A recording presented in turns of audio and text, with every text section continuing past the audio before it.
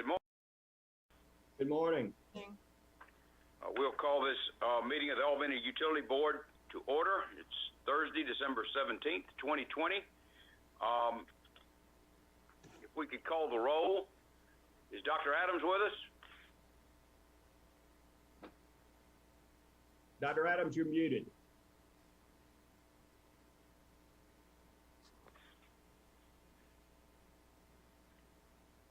I see him. Dr. Adams, you're muted.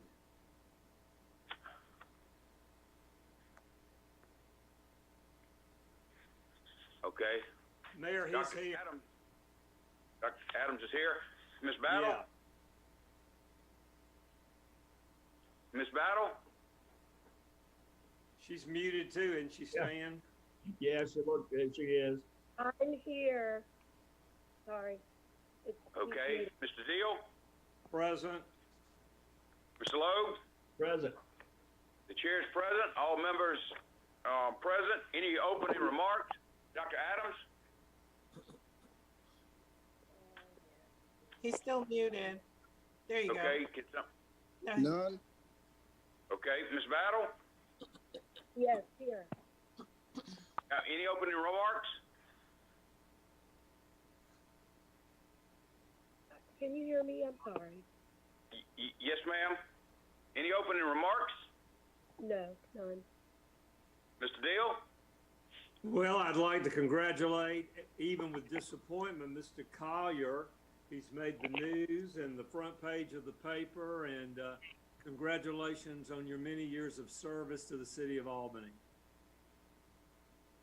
Mr. Lowe? Just to echo what Jim said, I guess you do deserve a break after 38 years. Mr. I Cox. guess, but I don't know why he has to take it now. I know, I know, but I have been assured that he might be available if we need him for something.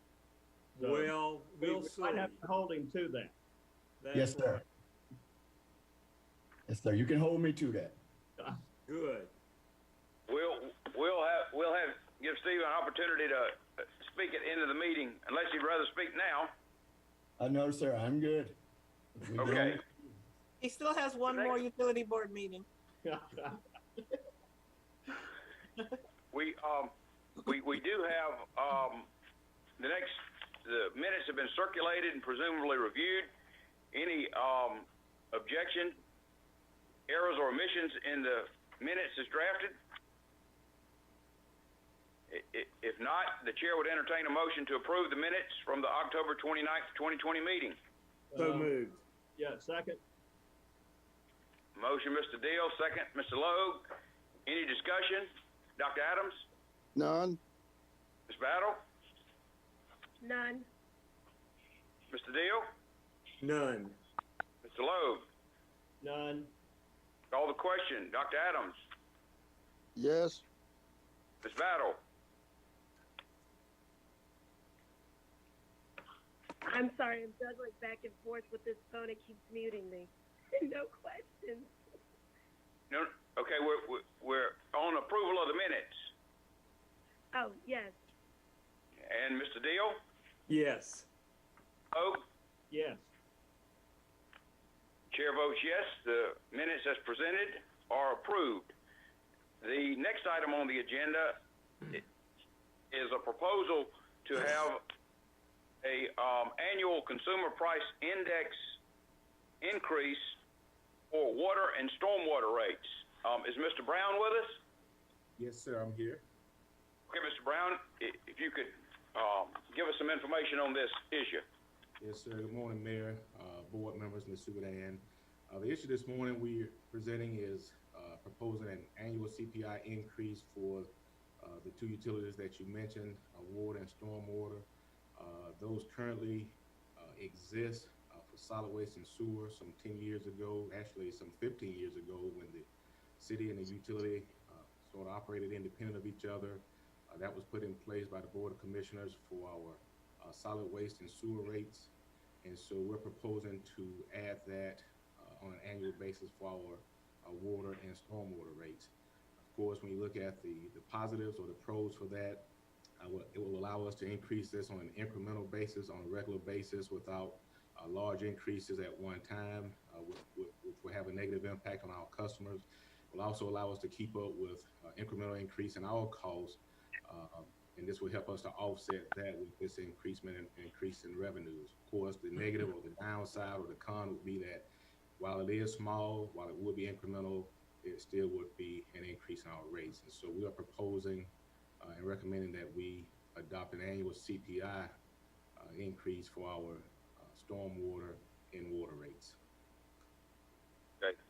Thank you, Mr. Brown. Any questions for Mr. Brown? Dr. Adams? None.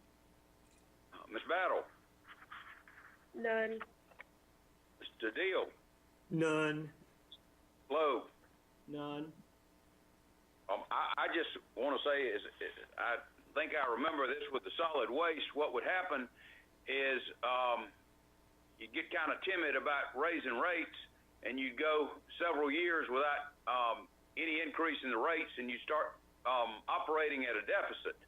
And then when you did have to raise the rates, it would be substantial as opposed to incremental, is what we would see here with the CPI adjustments.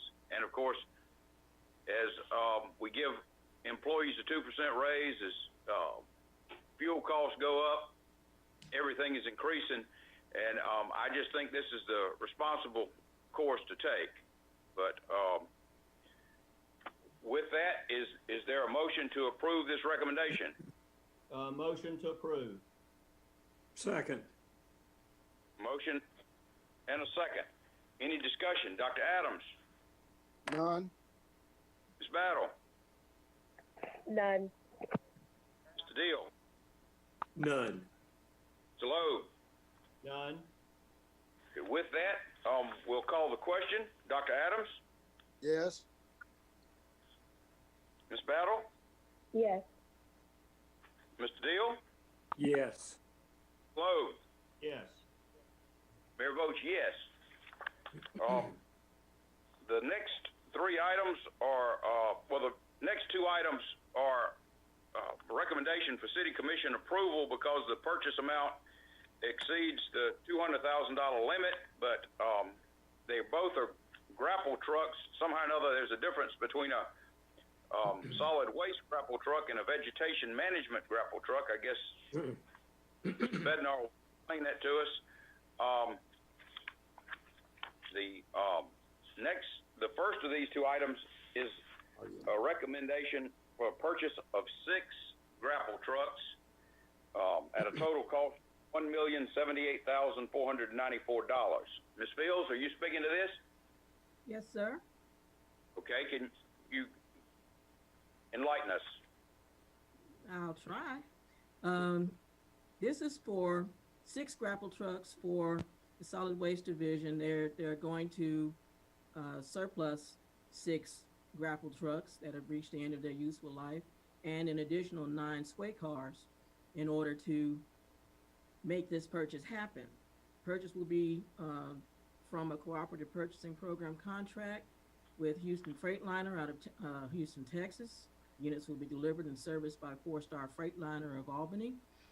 There is a slight difference, and Peter Bednar can speak to that slight difference between this and that, but I want to correct you. The second item is under $200,000 and would not necessarily have to go to City Commission. Just so you know. Mr. Bednar, you'd like to speak to the difference? Sure. The first 6 grapple trucks for solid waste, when we designed them and spec'd them, one of the considerations was to be able to get into the alleyways. So those are all based off of a shorter body and a single axle.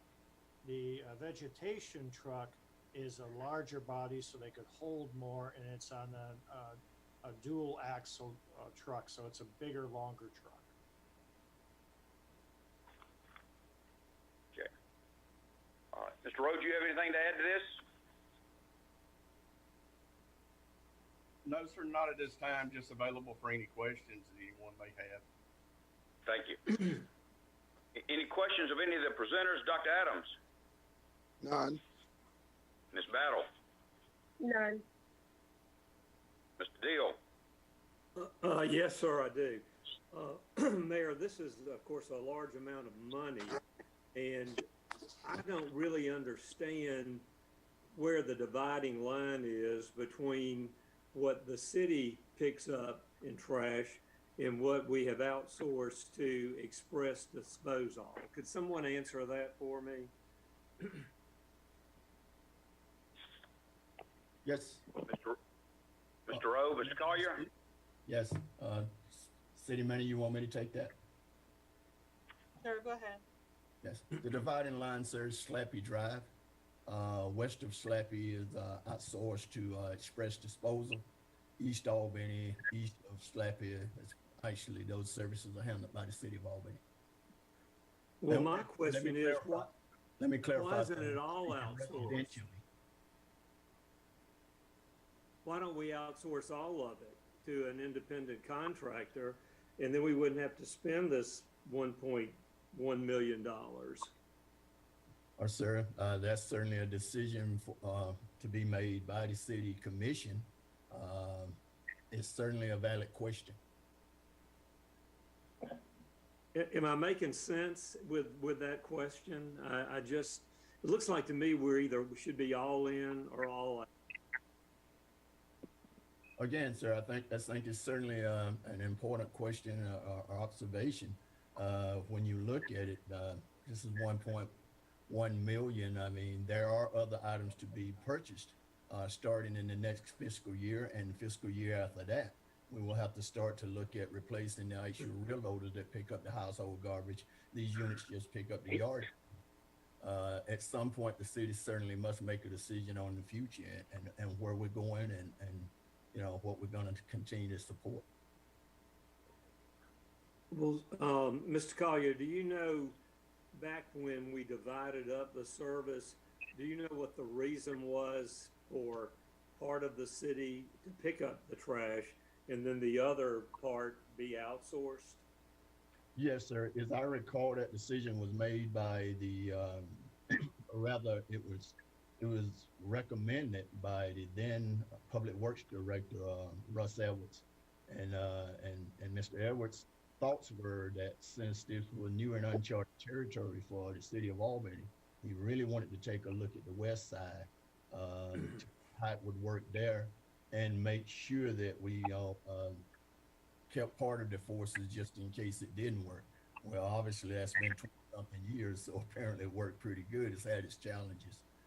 Again, I don't get to make that decision, and certainly not comfortable with making the recommendation at this time, but it's certainly something that the utility board needs to look at and consider, and the city commission as well. Because, you know, once you place this order, we have those units, and to dispose of those units, we'll never get the return on our dollar if that decision is made at a later date.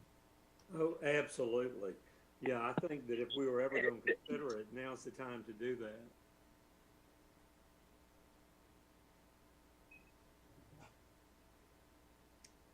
That's all I have, Mr. Mayor. Mr. Lowe, any questions? Yes, I do. Apparently this purchase allows us to get rid of some sway cars as well. So do we no longer need those? Do we just have too many?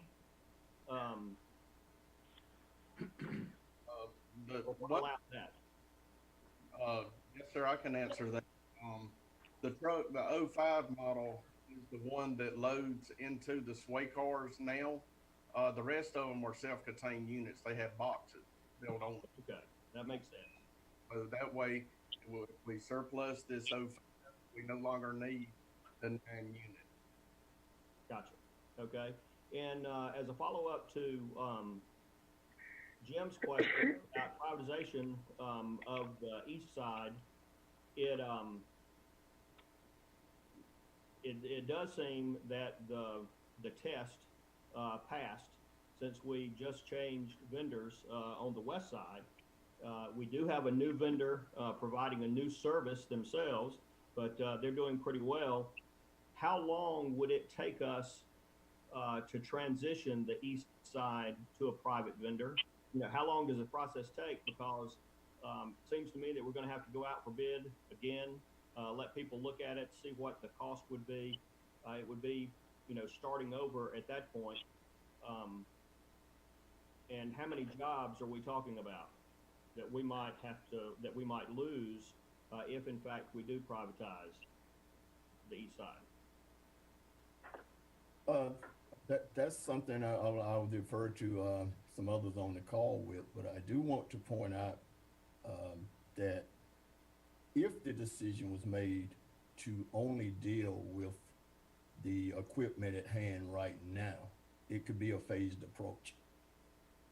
So you wouldn't have to actually at this point make the decision to totally outsource the east side if for some reason the utility board, ultimately the city commission, made the decision to transition over to private contract for the yard waste. That wouldn't take very long at all, I don't think. I certainly haven't engaged in any lengthy conversation, just some roundtable conversation internally between Mr. Stock and myself, getting ready for whatever question that might have been asked this morning. But I'm certainly pretty confident that we could come to some decision that would be mutually beneficial between us and the existing contractor to take over picking up yard waste until both boards can make a decision on the future of east side of Albany. Mm-hmm. Can I interject here, Ms. Logan? Oh, absolutely. This issue actually came before the city commission. I think June or July we discussed it. It's been considered over the years. My main objection to outsourcing all of the city is, of course, you've got dedicated city employees, and they're going to lose the jobs, but also you have the investment in the equipment. What I would suggest we do, because as a matter of fact, I think the lowest bid we got, or the lowest bid we received was a proposal to collect household garbage throughout the entire city. And what I would suggest is that city staff provide the members of the utility board with the proposals that were submitted, so that the utility board can review them. And as a body, if you choose to make a recommendation to the city that I think this is the best, that the utility board thinks we ought to outsource totally household garbage collection, then you could pursue that. And I appreciate what Mr. Deal's saying is we're buying this equipment. Is this an option? But the point is, we have the contract with Concrete Enterprises, and it is for collection west of Slappy Drive. So, but any other questions? I just wanted to. Yeah, I have one more question, Mayor. Can you hear me? Yes, sir. I have one more question. How many jobs do we think would be lost as far as public works employees that are working Slappy to the east side? Do you know that answer, Mr. Rowe? Yes, sir. We have 6 operators that operate the knuckle booms. The temp labor, we use temp labor, so they're not city employees to assist those 6. So we're looking at 6 positions, but in discussions in the past we've had on this, we're not looking to really lose. We have vacant positions throughout the other areas of public works and utilities to try to move those employees so they don't actually lose their job. Well, that's very encouraging. I was afraid you were going to tell me there were 100+ jobs that would be lost, but I think it's worthy of looking into outsourcing. Is that all, Mr. Deal? That's it, yes. Mr. Logue, do you have any other questions? No, just a comment is, I think it does bear looking at, but I'd like to see some numbers first before any decisions are made. We need some real analysis done. Yes, sir. Okay. I agree. Mr. Rowe, so you're telling me the sanitation workers for the accounts east of Slappy are not city employees? We have 6 operators that operate the equipment, and then the helpers on the truck are temp labor. Okay, Mr. Rowe, are those just for the yard waste? What about the household garbage? I think that's what the mayor might be talking about. Okay, well, that's just for the yard trimming and junk on the number. Okay. We have additional employees, of course, that pick up the house garbage and also run commercial. Right, and how many of those employees do we have? Let me see. Total in the whole solid waste division, we have 34. Yeah.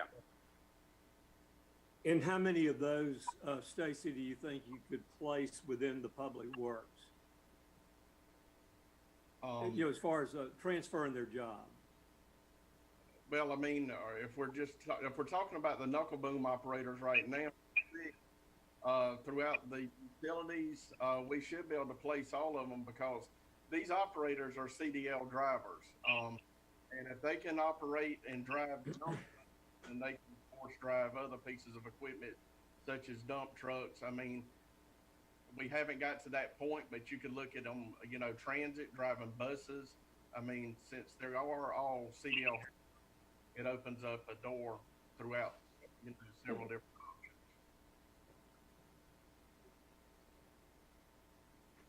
options. Mayor, can I interject?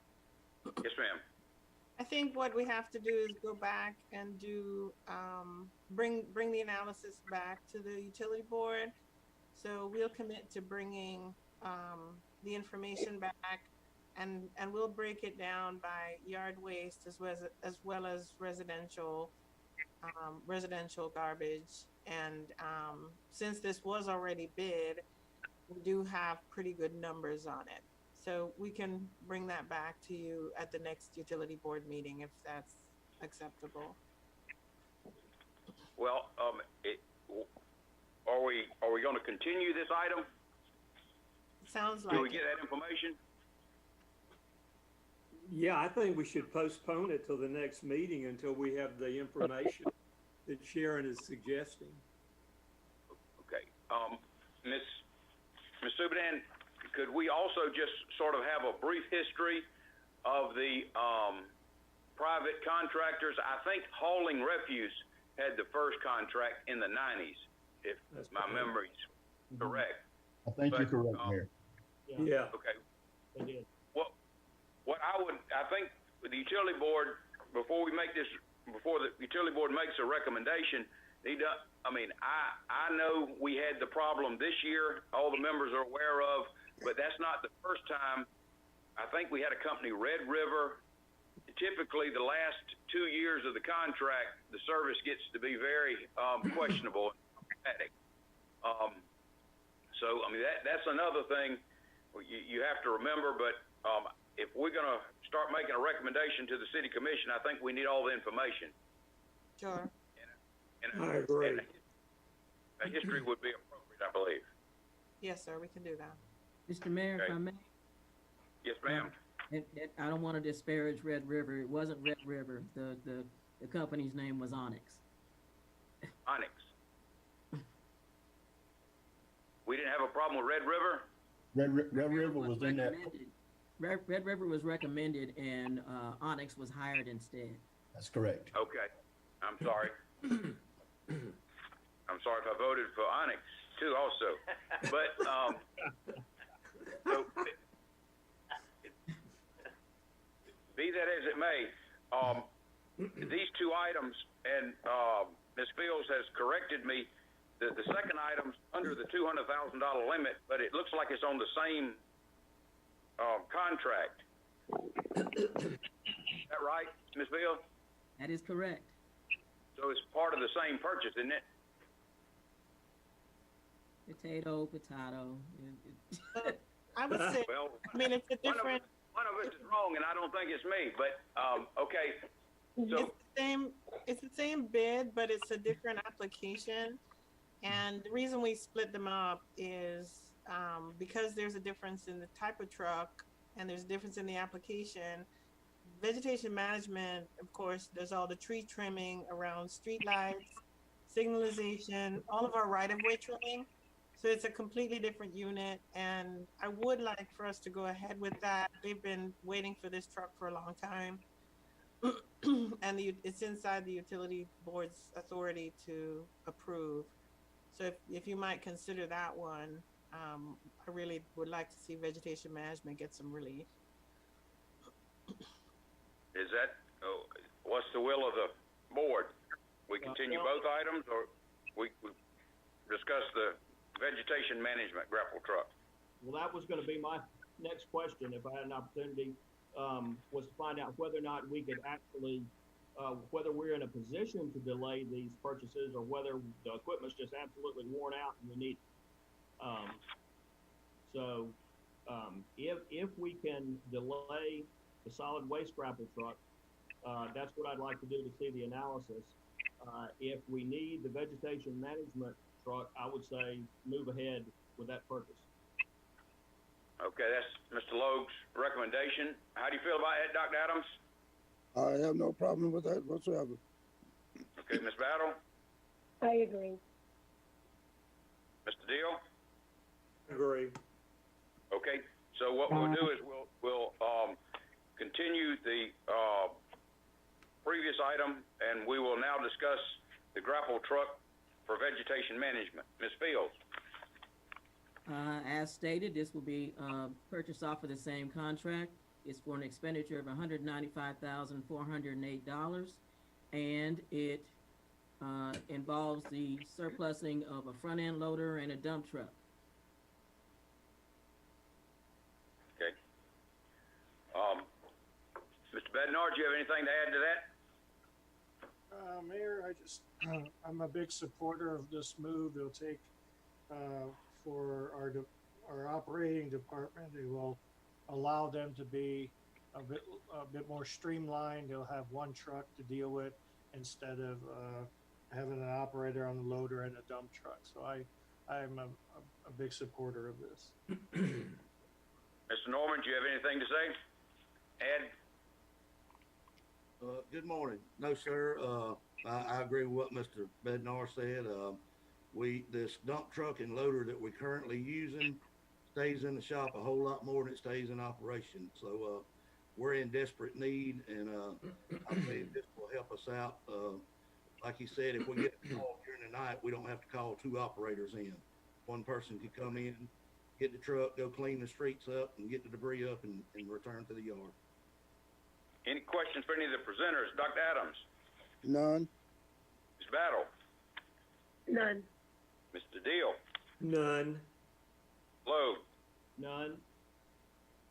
Okay. The chair would entertain a motion to authorize the purchase of this 2021 Freightliner model Tandem Axe grapple truck.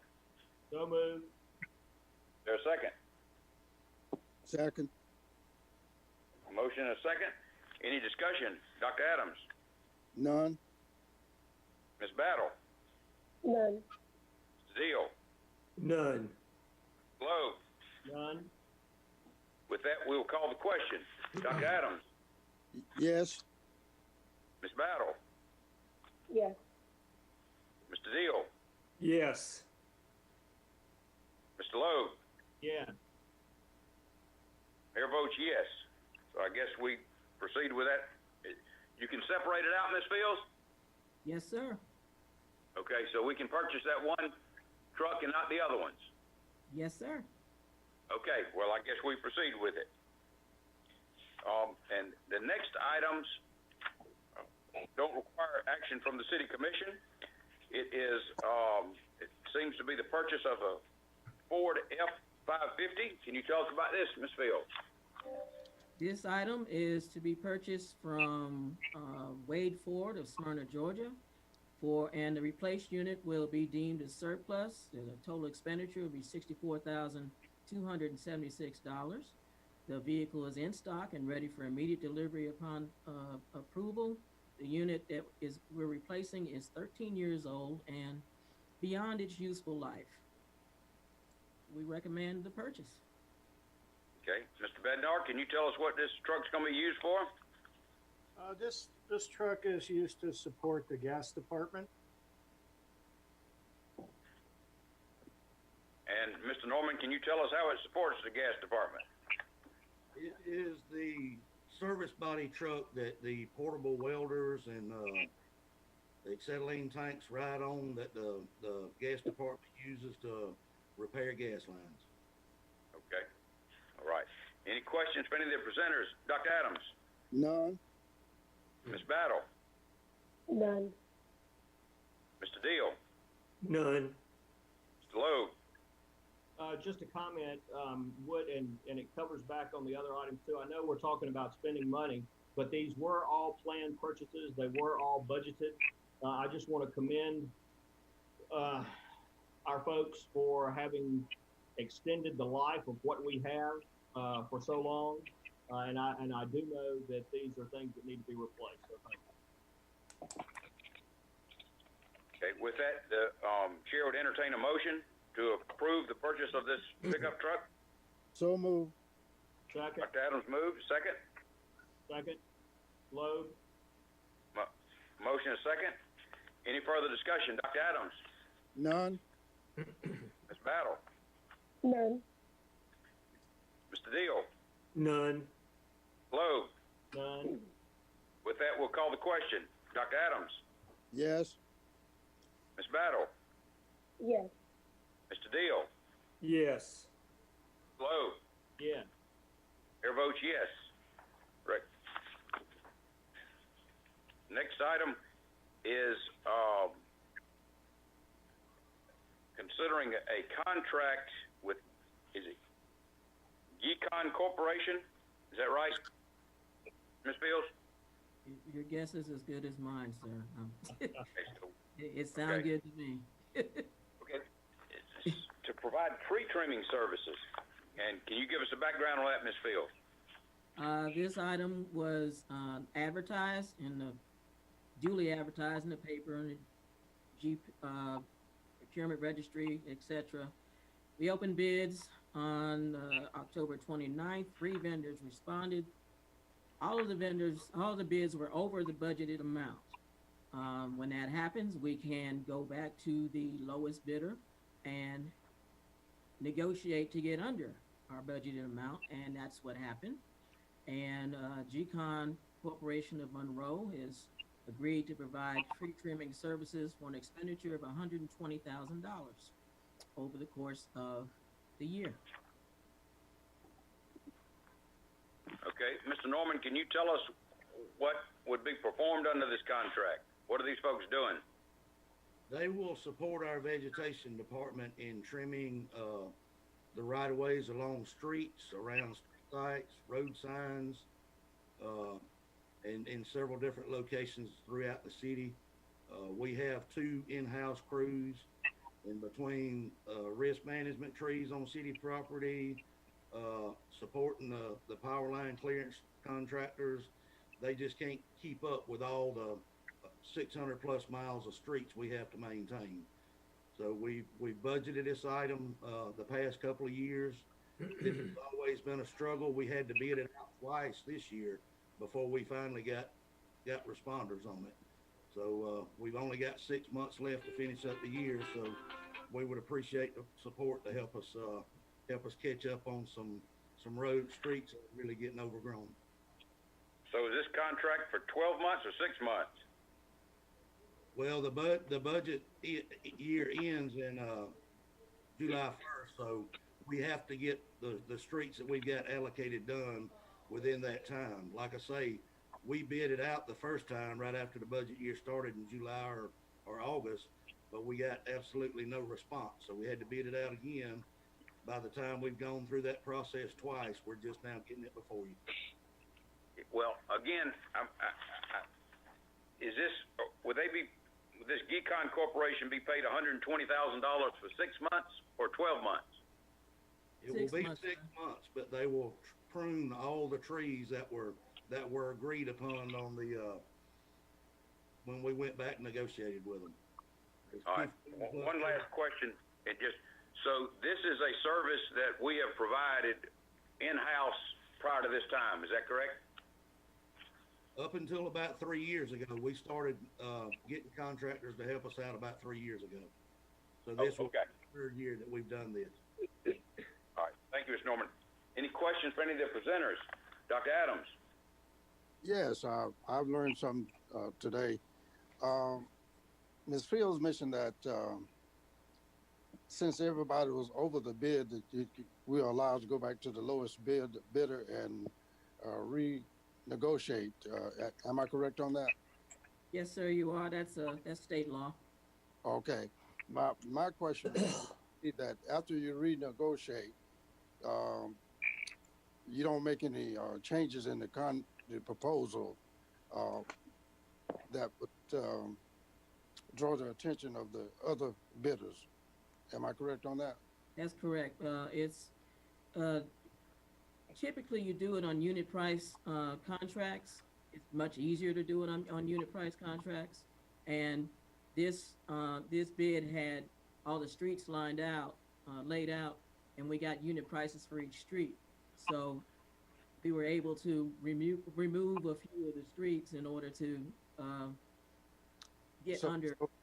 So we don't have any concern that the other bidders can come back and protest that changes were made in the contract. No, like I said, the state law took care of that. It allows us to do it, but you can only do it with the lowest bidder. Okay. Thank you very much. You're welcome. Ms. Battle, any questions for any of the presenters? No, just excited that we're gonna do some pruning. Mr. Deal? None. Mr. Logue? One question of Ms. Fields. And Ms. Fields, all of these bidders responded to the very same request, correct? That is correct. Well, Dr. Adams, from a practical matter, you don't have to worry about either of the other two bidders coming back because they will, I assure you, they will have absolutely no interest in bidding or complaining because as originally bid, one is more than twice, the next closest is more than twice what GCON bid, and the other is almost 6 times that. So that doesn't concern me.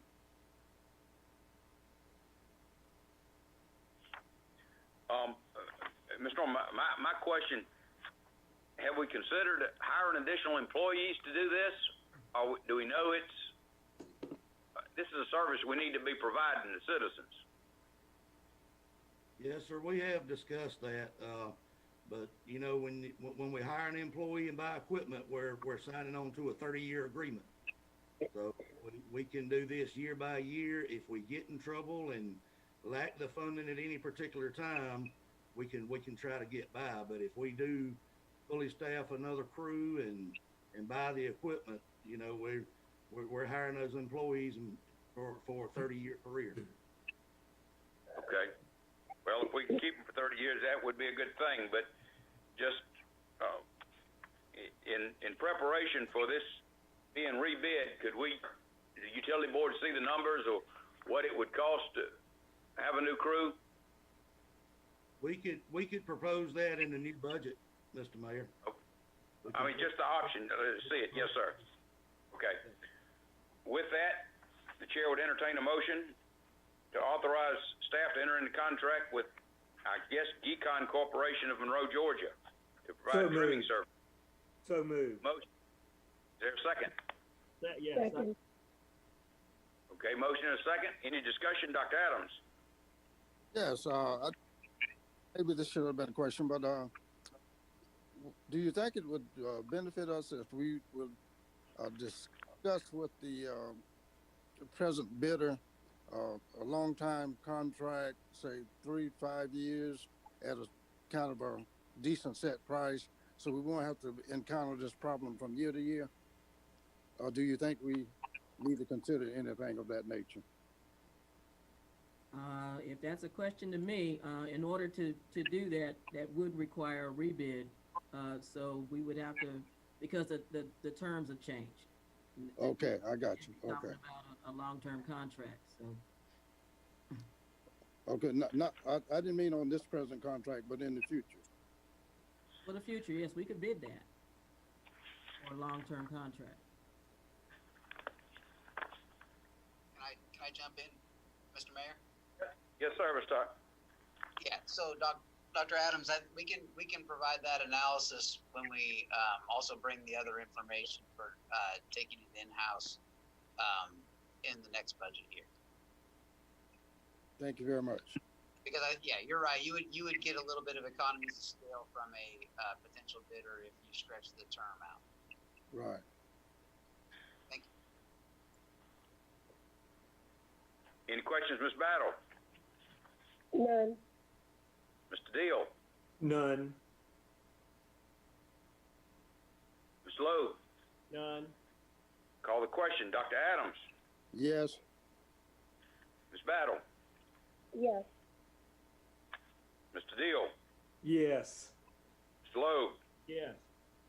Mayor votes yes. And Mr. Stock, just to make sure we're all on the same page, when we look at this in the coming budget year, we're going to have a proposal for the city to add an additional crew to meet the demand, or also to offer this contract for an extended period of time.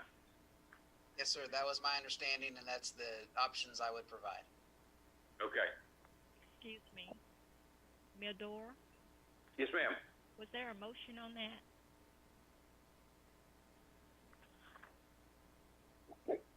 I thought we had a motion and a second. Ms. Williams is correcting me here. We did. On the tree trimming? I thought after we went through the questions, I asked for a motion and a second, but just for, Mr. Deal made the motion, and both I, Stan Logue, and Ms. Battle seconded. I thought that was what happened. Okay, thank you. Okay, thank you, ma'am. Next item on the agenda is a proposal is for the Weatherization loan program. Ms. Singleton and Mr. Stock, are y'all with us? Yes. Good morning. Hey, Ms. Singleton, how you doing? I'm doing pretty good. How are you? Fine, thank you. Is Commissioner Warmington in? I believe he's on the call, and we wanted to give him an opportunity to speak on behalf of the Quality of Life Committee. Okay. Yeah, So, I'm here, Mayor. good morning. Commissioner, you have the floor. Okay, yeah, well, what I wanted to do real quick, and good morning, Mayor and Utility Board and staff.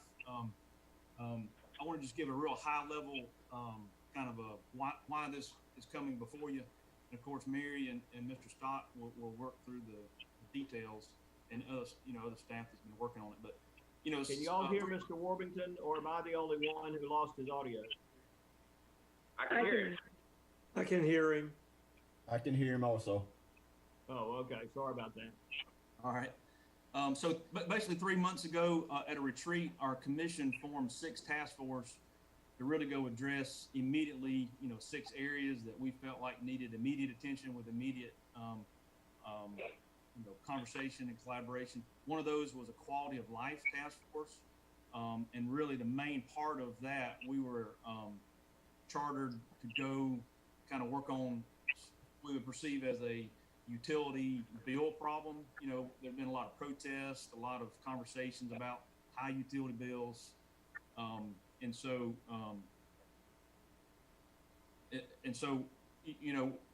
those of us in the utility world know that typically a high utility bill is typically going to be because of usage. There's always can be room for rate help, there's always, and I trust our utility staff as well as you guys as the board. We're always trying to keep rates as low as possible, but by and large, it's from usage. So what we wanted to target, and we had a lot of discussion. I just want to share a few statistics with you. And these are fresh from our Department of Community Economic Development. But in Albany, 77% of our homes are occupied, 23% are vacant. That creates some problems. The state average of vacancy is 12%. So we are 10% higher even from a vacancy standpoint. And what that does is those vacant homes just deteriorate. They become behind in any upgrades. If they're not rented, owners are not going to spend the money. 1 year passes, 2 year passes, 5 years pass, and they become significantly behind in terms of building code and quality. The other stat that was shared with us is in Albany, 41% of our homes are owner occupied, 59% of homes are rental homes. That's another number that's requires some attention, because a homeowner is going to treat their home sometimes differently than a landlord.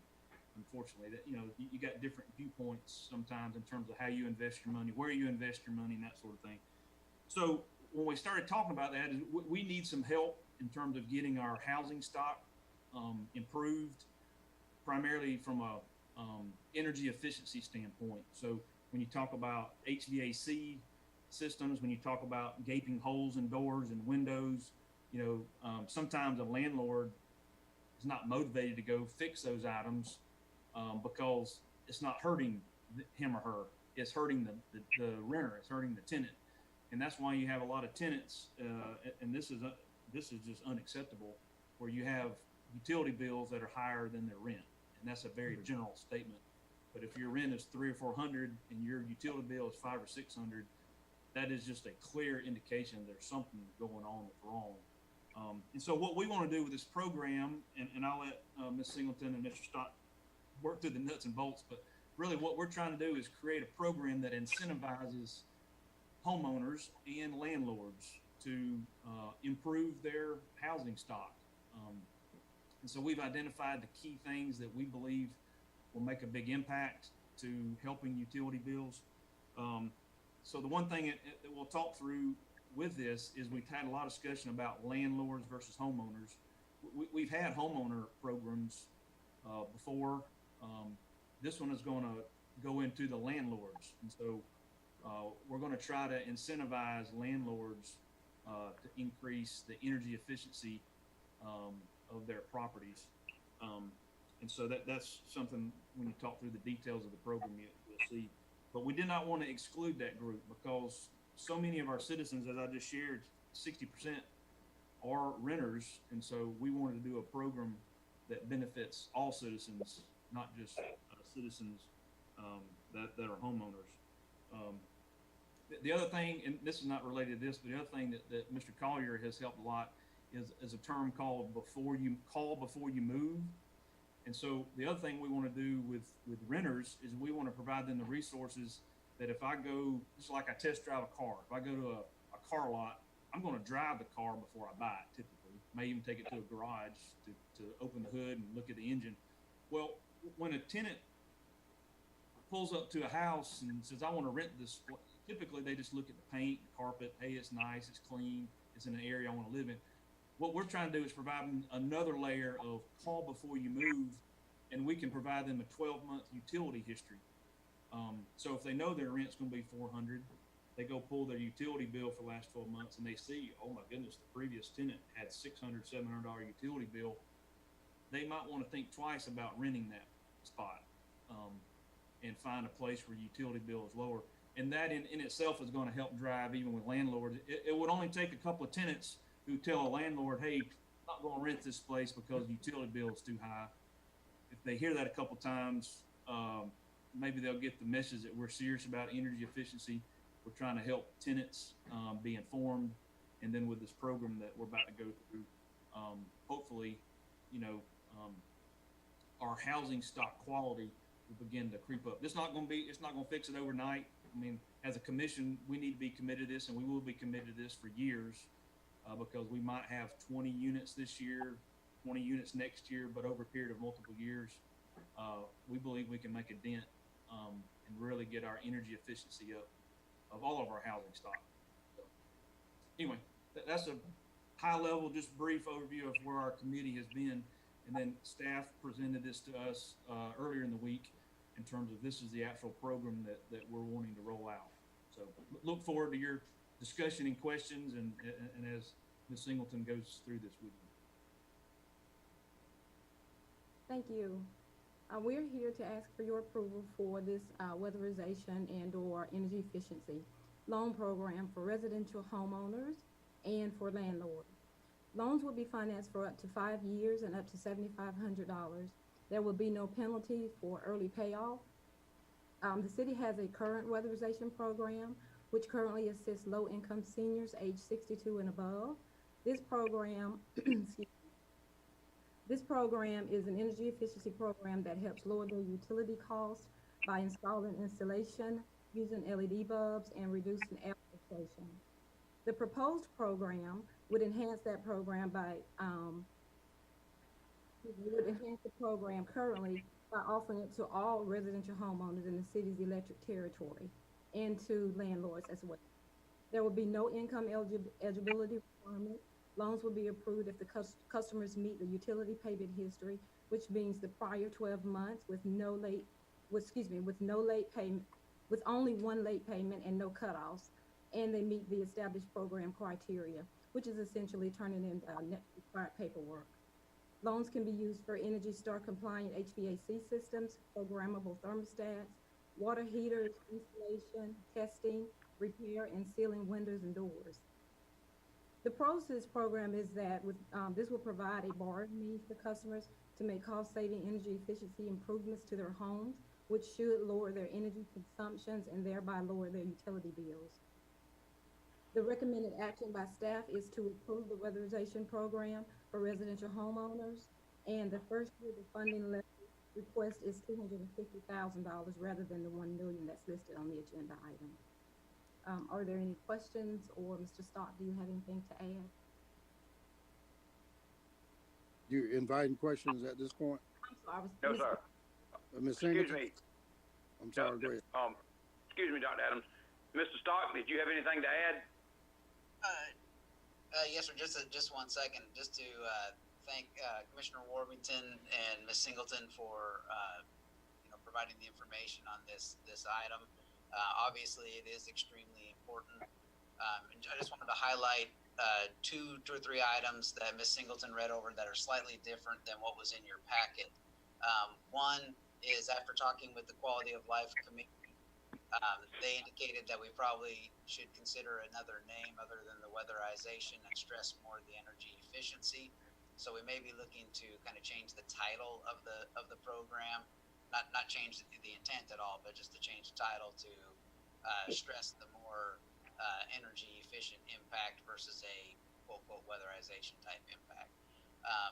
The other thing is, you probably heard her say programmable thermostats are included. That's not in your paperwork, but obviously should be, so we're going to include that language. And then just another clarifier that, this would not cover, window AC units or screen doors or storm doors. This is for very, structural elements of the property, new HVACs, water heaters, that kind of thing, that definitely have the a high impact towards the energy consumption of the property. And with that, and then you also heard we changed the initial amount from the $1 million ask to the $250,000 initial funds for the program. And then if the program takes off as successfully as we think it will, we would bring back a request for additional funding via the normal budget process. So, and with that, we're available for any other questions. Okay, any questions for any of the presenters? Dr. Adams? Yes, I do. I have a comment, more of a comment. Since we have such a high percentage of renters, I think the figures anywhere from 50 to 60% of our citizens are renting. Has any thought been given to creating a program for affordable housing? I visited Valdosta several years ago, and they had an area where they were building homes that were in the $40,000 to $60,000 range that a lot of people could afford to get a mortgage and afford to pay to stay in. I would submit to you that trying to weatherize some of these rental homes that I'm familiar with is almost impossible. It's almost like putting lipstick on a pig. You know what I mean? And you can understand the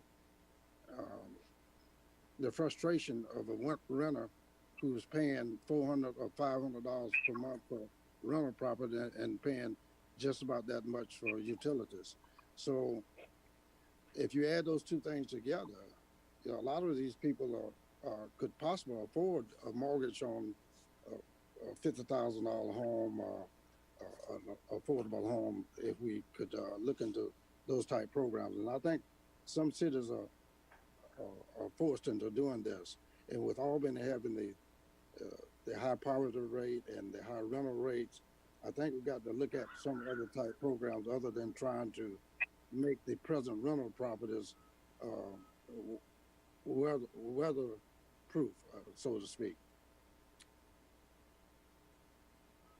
Thank you. Okay, thanks, Dr. Adams. Ms. Battle, any questions? Well, Mayor, can I respond to Dr. Adams? Can we get around the table yet first? Hello? And then, yes. Ms. Battle, any questions for any of the presenters? Okay, was that $7,500 loan over 5 years? Did I hear that right, or? Yes, ma'am, it would be, that would be the cap, 7,500 over a 5-year term.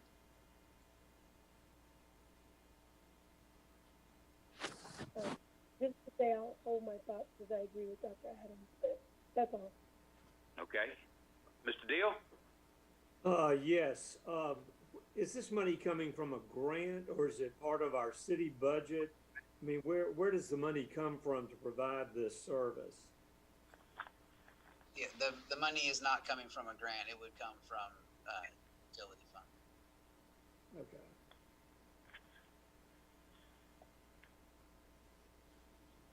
That's all, Mayor. Okay. Mr. Loeb? Yes, just a couple of things. We talk about this being a loan program. Are these interest-free loans?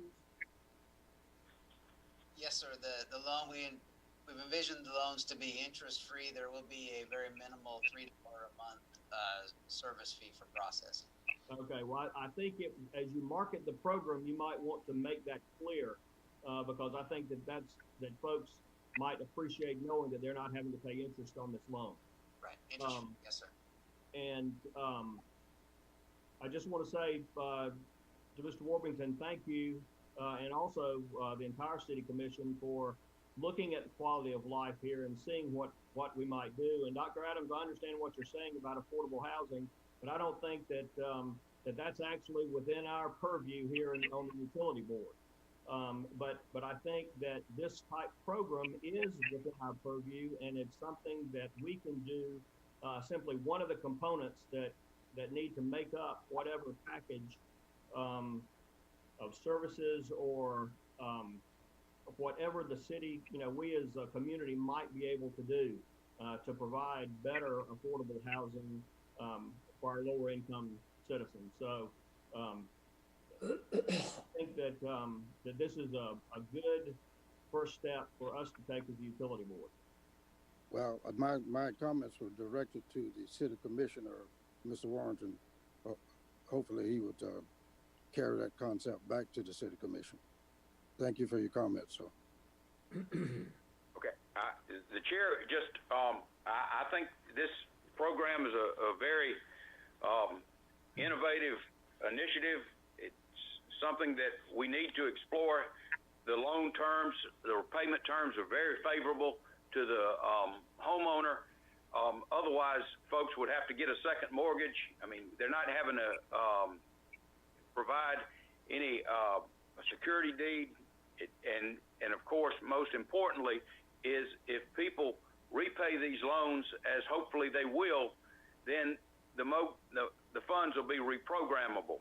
But I think, and then as what Dr. Adams' point, if we can do some investigation as to what the city of Valdosta is doing with affordable housing is certainly not an either-or situation. And but with that, I mean, I think it addresses an immediate need, and long range, I don't think there's any doubt that if you build a home in 2021, it's going to be much more efficient than a home that was built in 1940s and 1950s. But with that, Commissioner Warrington, you had something to add? Yeah, I think Dr. Adams was exactly right. And so within our group, and this is kind of related to utility board, I guess not directly, but somewhat indirectly, but you know, what we need is new construction. And what you need on the utility board is new construction, because those are new customers. That's the way you grow your load. That's the way you grow more utility customers, more kilowatt usage, and this. So a couple things we talked through, just for your information, we talked through, and Mr. Forgey is going to bring a presentation next month about it, is even a concept of these tiny homes. And I don't know if you were referring to that, Dr. Adams, but you know, tiny homes is a way for a person to become a homeowner faster. So that, you know, and so there might be an area or two in the city where we might designate as a tiny home area, and the zonings and all that apply to that. That's one idea that we're still evaluating. The other thing we've talked through is annexation. You know, there's only so much land in the city limits, and so kind of around the city limit perimeter is developable land that, and this is where y'all would come in as utility board, is if there were a developer or wanting to do so, we could annex that in. We could provide utilities, we could provide water, gas, electric, and that would be something that would encourage more new construction in the city. Now, you know, I'm a contractor, and so I do business in the city of Albany, and I do business in Lake County. And this is not to throw stones at either party, but there's a difference in the contracting world when you do projects in the city limits with all the things that are accessible to you by the city versus when you do a project in a rural county on the outskirts. And so those are the things that builders pay attention to. And the more that we can encourage out of the box developments and out of the box ways of getting more permit. I think even last meeting we talked about the number of permits and how low it is in Albany, that we got to get more construction going, more new houses and more.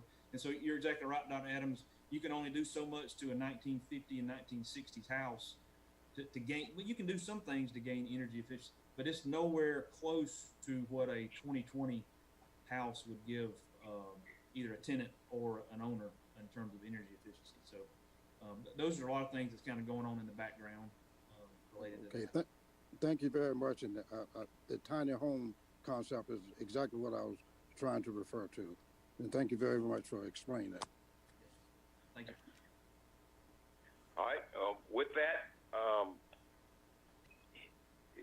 the chair would entertain a motion to approve the staff's recommendation to fund what's now called the Energy Efficiency Program. So moved. Motion, Mr. Lowe. Second. Second. Second, Mr. Deal. Any discussion? Dr. Adams. Will these loans be extended to rental property owners or just the homeowners? They will be extended to landlords as well. Yes, sir. There's a caveat. If it's the landlord, it makes the application, the actual payment would be applied towards their personal residence, not towards the rental property. Okay. Thank you. Thank you. Ms. Battle? No further questions. Mr. Deal? None. Lowe? None. With that, we'd call the question. Dr. Adams? Yes. Ms. Battle? Yes. Mr. Deal? Yes. Lowe? Yes. Chair votes yes. And that figure, Mr. Stock, is it 250,000 or 260,000? 250,000, sir. Okay. All right. Thank you. The next item is for information. Mr. Stock and Mr. Collier, I think it's an update on what our consultant GDS is doing and its evaluation of the city's contracts with MEAG. Yes, sir. Thank you. So this will be a really quick item just to provide a quick update, as the mayor said, on our consultant who's doing the MEAG power analysis, and that company is GDS Associates. It was back in August that the board commissioned us to have an independent third-party analysis completed of the MEAG power, and GDS Associates was selected. And so over the past couple months, we've been doing basically supplying the data request and fulfilling all of those data requests for the information from GDS.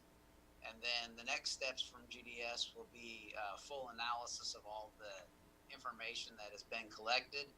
So basically, they have collected all their information. It's in your packet. It's basically roughly 10 years plus of history, every contract, all of the above, so to speak. And future generation planning and resource planning, all of that is all included. They will continue to make those analysis, and then they are projected to be back with us and present in front of this board in late February their findings. Okay. Mr. Collier, do you have anything to add? No, sir. I think Mr. Stocks explained it all. Thank you. Do we have a slides presentation? What's in our packet was cut off on both sides. No, sir, I do not have it, but I can email it to everybody after the meeting. Okay. Did the other members have the same problem I had? Yeah, all the pages are cut. Yeah. Okay. All right. If you can do that, Mr. Stock, because what we have is not the complete.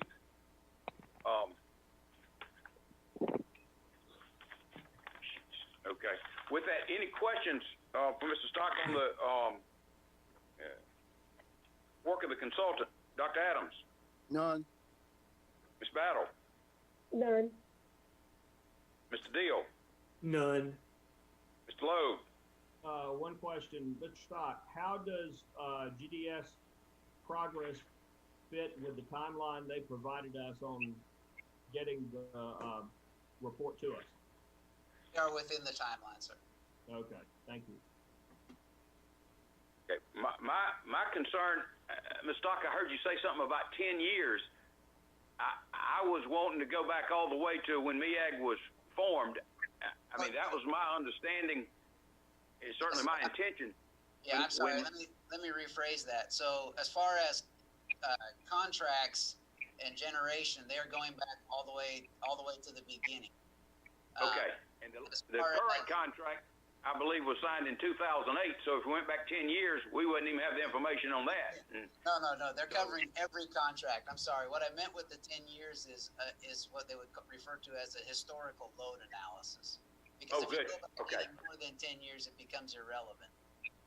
Okay. And so presumably that's going to show us whether there's been an increase or decline in consumption. Yes, sir. Okay. Good. Okay. Next item for discussion, the last two items I believe on the agenda are both proposals from MEAG. The first is to sell some additional capacity to the city of Lawrenceville, and the second is basically the city, in my opinion, would be a straw man for MEAG to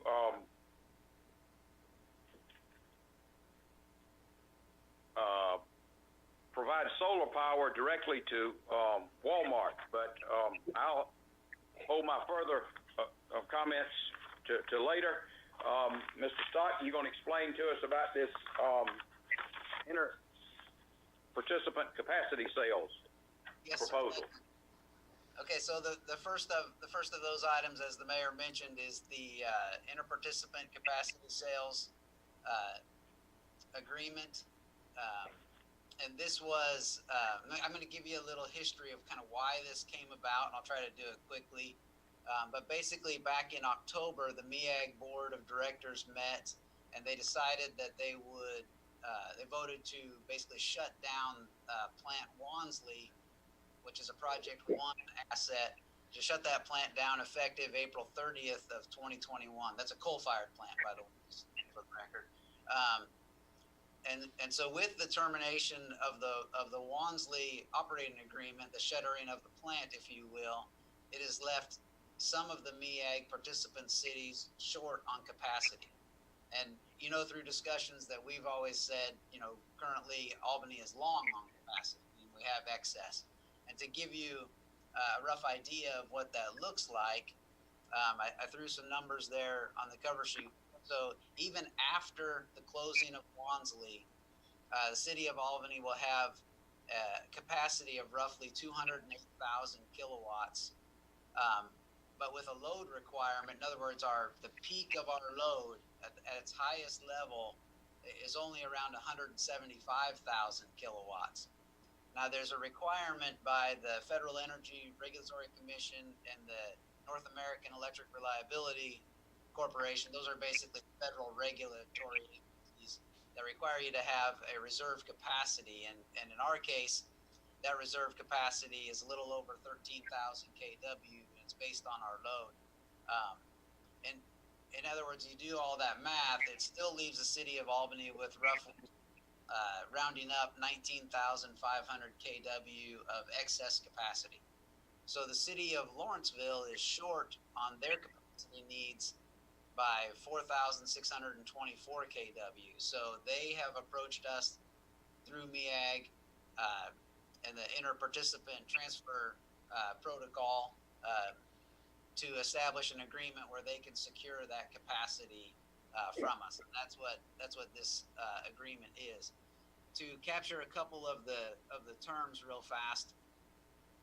So again, the size of the deal is 4,624 kilowatts, and it's priced in what they call per kW year. And so the price offered is $6 per kW year. We did check with GDS and other market sources to find out if the pricing was accurate, and it is. I also checked with the cities of Cairo, I'm not sure how it's pronounced down here, and the city of Thomasville, and they have also executed similar agreements with other MEAG participant cities at the $6 per kW year price. So that is basically the established market for right now for this item. The term of this agreement is only through the calendar year. So this would be through calendar year 21, and it would have to be renewed if they need every single year. And the reason for that is because obviously during the course of the year, someone's load level would change, which would therefore change their capacity requirements. And that's why also in this agreement, there is a section that says termination and unwind. But the reason that's there is because that right now the FERC and the NERC allow you to basically calculate this requirement based on your budgeted load projections. But there has been discussion in the industry, it goes back and forth from time to time, that sometime they may choose and say, no, instead of doing it on budgeted projections, we're going to do it on actuals. Well, if they did it on actuals, then all of a sudden it changes the math a little bit. So this provision is only in there such that if FERC or NERC would require a change in the methodology of the way it's calculated, it would make this null and void because it's based on the budgeted peak. Instead, then would have to be renegotiated under the actual. That's the only reason that term and unwind portion is in there. I got a message from the city of Lawrenceville. They are accepting of the terms, although they have to go through the same process as we do, obviously, to approve any agreement.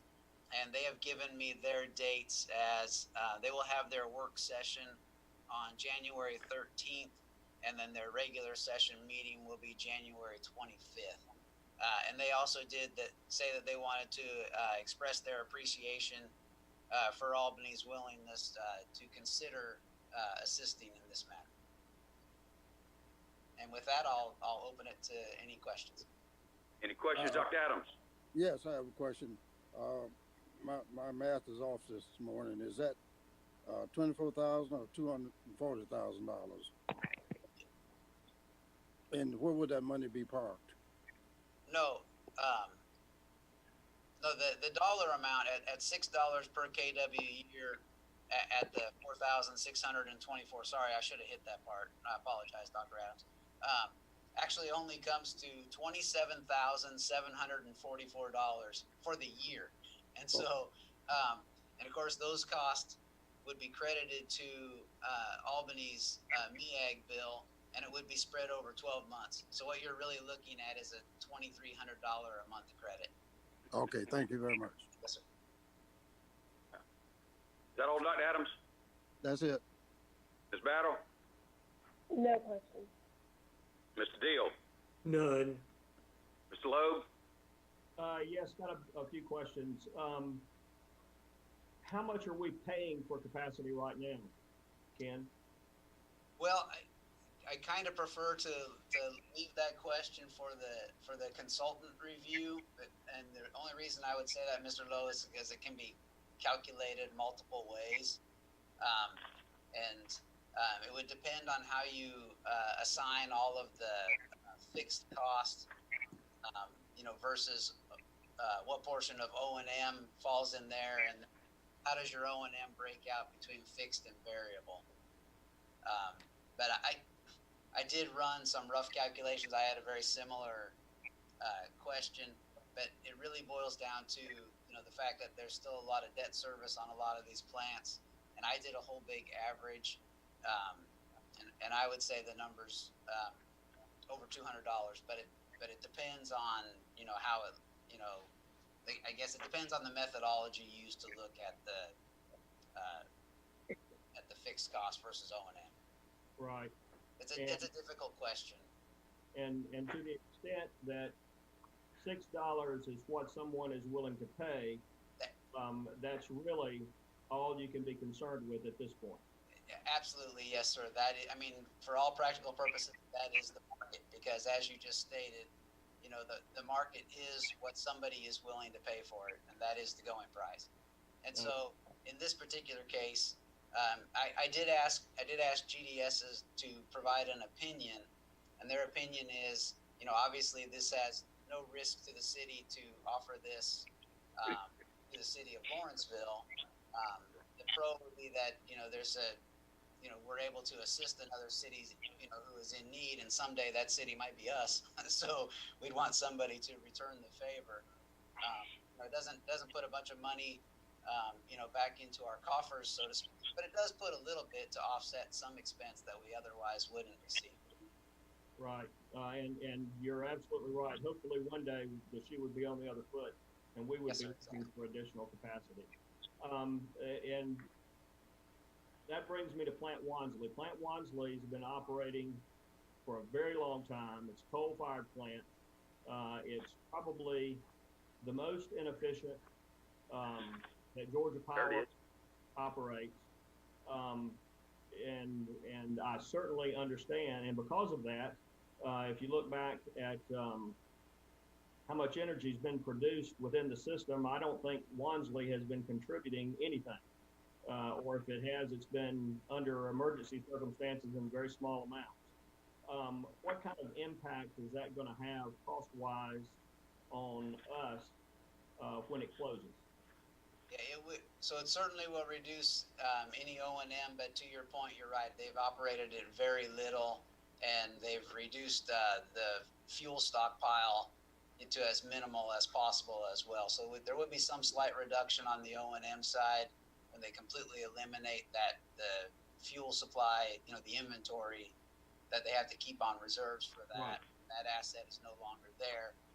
But besides that, there would just be some minimal O&M, reductions, because now if you're not operating it, eventually you mothball it or turn it back over to Georgia Power, then you're not paying the extra staff and stuff like that. But of course, the debt service remains.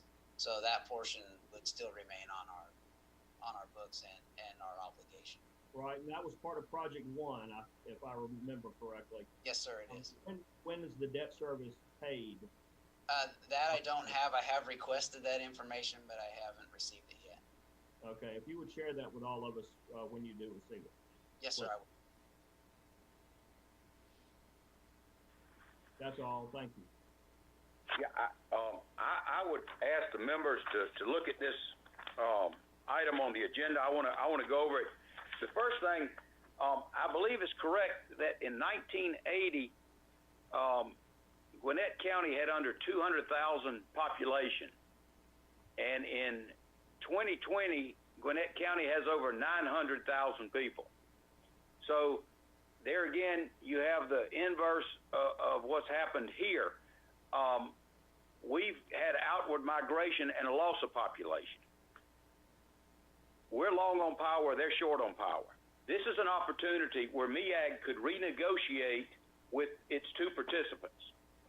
In other words, MEAG could come to the table and say, Albany, you've been paying for energy you don't use for 10, 15 years. But what we have is, again, another onerous contract. First thing, I would ask that we go back to MEAG and say, would you renegotiate this contract? Because Lawrenceville is going to continue to grow. They're going to continue to be short on power. But I want to disagree with Mr. Stock. The first thing he says, there's no risk to the city of Albany. If you look at this agreement on paragraph 4, the cities hereby agree to indemnify MEAG from damages and reasonable expenses and attorney's fees incurred by MEAG Power as a result of or in connection with Albany's sale of excess reserve capacity to Lawrenceville. Now, what you're doing is you're basically agreeing to indemnify them for something that's totally out of our control. For $24,000, it ain't worth taking that risk for $2,300 a month. So, that provision shouldn't even be in this agreement because MEAG is the one that has the capacity. And then secondly, I want to disagree with Mr. Stock again when he says the termination has to do with federal regulations. The clear language says if MEAG changes its policy in paragraph 6. So this, what they call a contract, is contingent upon it continuing as long as MEAG wants it to continue. We'd be fools to negotiate, to enter into this agreement because at the end of the day, correct me if I'm wrong, Mr. Stock, this capacity has value where it might be a little less than $6 a kilowatt hour. It could be more. Isn't that correct? It could be more, yes, sir. But the forecast for the year certainly shows it at this value, and the term of this agreement is only through the calendar year 21. Yes, but what I mean is, with the 24,000, even if it's less than $6 a kilowatt hour, we're going to get something for it. And no, sir. If we don't execute this agreement, we'll get nothing for it. Nothing for the capacity. No, yeah, nothing. Okay. We only All right. Well, it's still not worth. Revenues from energy produced, not the underlying capacity. Okay. All right. So we're still paying for energy we're not consuming. But in my opinion, it would be imprudent to enter into this agreement. I mean, if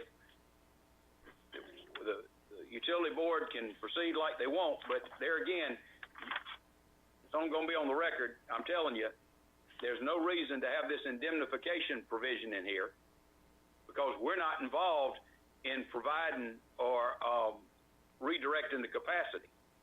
And then it also says if MEAG changes its policy, they can terminate the agreement. Well, it looks on paper that it's an agreement between the city of Albany and Lawrenceville, but it's totally subject to the operations of MEAG, who's immune from any loss and can terminate at any time. And I think at some point in time, the city's going to have to let the folks at MEAG know we're not going to mechanically sign these agreements when you send them down here. And for $24,000 is not worth assuming any liability in this indemnification clause. And if they wanted to take these two paragraphs out and present it that way, I wouldn't have an objection to it.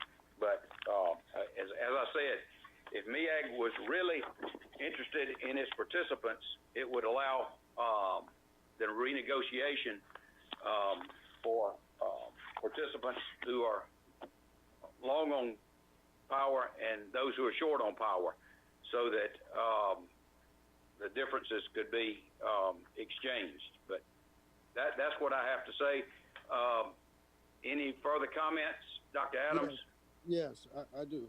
You know, I remember several meetings ago that I posed that same question about the so-called indemnification clauses in a contract, and I was reminded that this was part and parcel of standard contracts that are coming forth now.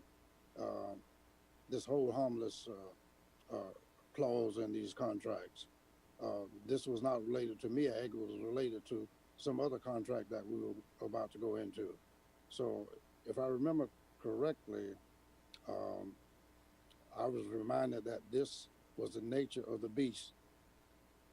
I think, Dr. Adams, that was a provision to limit of liability when you have a consultant, which says if we mess up, you can't sue us for anything more than you paid us. Indemnification is if this thing goes wrong, you have to pay us back for any liability we incur. So it's really apples and oranges there. So that's a different in the terminology then, right? Yes, sir. Okay, thank you. Ms. Battle?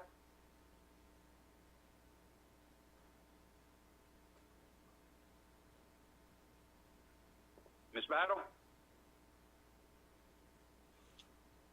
Mr. Deal? You know, Mayor, I'm inclined to agree with you. I don't think that it's worth doing this because of that indemnification clause for that little bit of money. Mr. That's Lowe? all. Ms. Bowden is unmuted now. Yes. Oh, Ms. Battle, any comment? No, I say that you do, Mayor, give us a lot to think about. And I would definitely like to know, could we renegotiate, being that we don't need all this energy and we're having to sell off to some other county? Could this be, I mean, I agree with the mayor. It's something that we really need to look at and really need to think about.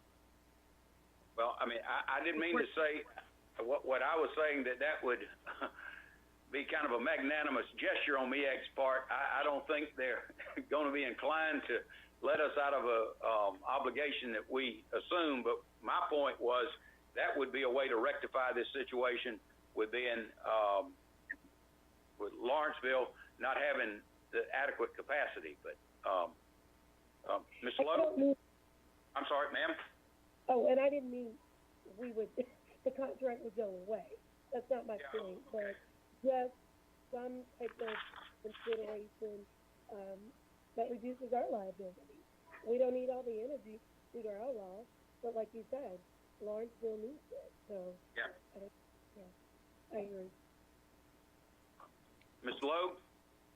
A couple of things. Number one, I agree with you. $2,300 a month, and agreeing to indemnify them, it is not worth it. And my other is, I would also agree with you that this is the type of situation where MEAG may be able to facilitate negotiation between Lawrenceville and Albany. But once again, they're limited by all the agreements they executed when they borrowed so much money in creating MEAG and in building all these facilities. So, you know, and that's where we're on the hook, is for our portion of that.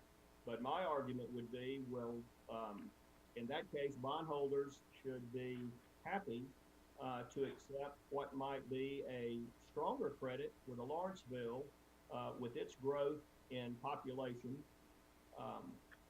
and tax base, rather than seeing Albany here with the excess capacity and a shrinking population. But once again, that's you're probably right. That certainly would turn out to be a magnanimous gesture on the part of MEAG. But just finally, I would agree with you. It would be nice to have revenues, but not at the cost of paragraph 4. If they want to remove paragraph 4, then I think I could live with it. And Dr. Adams, to your point about the indemnification, that was, as the mayor said, a limit of liability, and that was specific to using an IT consultant. Mayor, this is Stephen. May I speak? Yes, sir, Mr. Collier. Just want to point out a few things. Certainly, first and foremost, our objective is to protect Albany, but I do want to point out that, the MEAG agreement's the MEAG agreement, and GDS is going to come forth in February, and I'll certainly be tuned in to hear that. I'd be very interested. They seem to be a talented group to tell us about our future and our past. But keep in mind, bear in mind here, the indemnity clause, first thing I want to point out is we've certainly discussed that, and Nathan worked on that. So we left that to our attorney to limit our liability, whatever you have. But this is the important part here. We've got some potential big projects out there. In the near future, we hope that we can find ourselves in a short situation. There are 49 of us in MEAG. Whether getting those agreements with right or wrong, we are fraternity. We have a sister city that needs our help. So I only ask that you remember that, because you'll find yourself, if you're not very careful. Since 2014, I worked close with a lot of them, and it's, I don't want to say it's us against Georgia Power, us against the EMCs. We all have a role to play in getting affordable, clean power to our citizens. But you don't need to put yourself in a position to put Albany on an island. And I'd like for Nathan to speak because he worked on that indemnity clause. Mr. Davis? Yes, the clause that was reworked provides that the city's not relinquishing governmental immunity. The city has to have liability insurance to cover any claim, and other provisions in there that have to occur before there would be any potential liability. The paragraph I'm looking at starts without relinquishing in any way whatsoever any rights, etc., and only to the extent permissible under the laws of the state of Georgia, because there is a good question as to whether cities can indemnify what I call private companies, and so we did the best we could with it, and it's not as automatic as it was when it was first sent to Mr. Stock and Mr. Collier. Well, as I said, I think that's a deal breaker, and if it's what it says is to the extent permissible in the applicable laws of Georgia and may be covered by applicable insurance, are we gonna have to, is our insurance premium gonna go up with this? I mean, but having heard from Mr. Collier, Mr. Davis, any further discussion? Dr. Adams? I know less now than I did before. Yes, sir. Sorry about that. Well,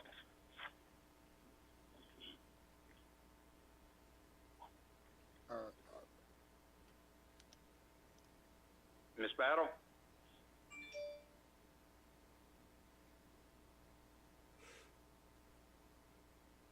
Mr. Deal? None.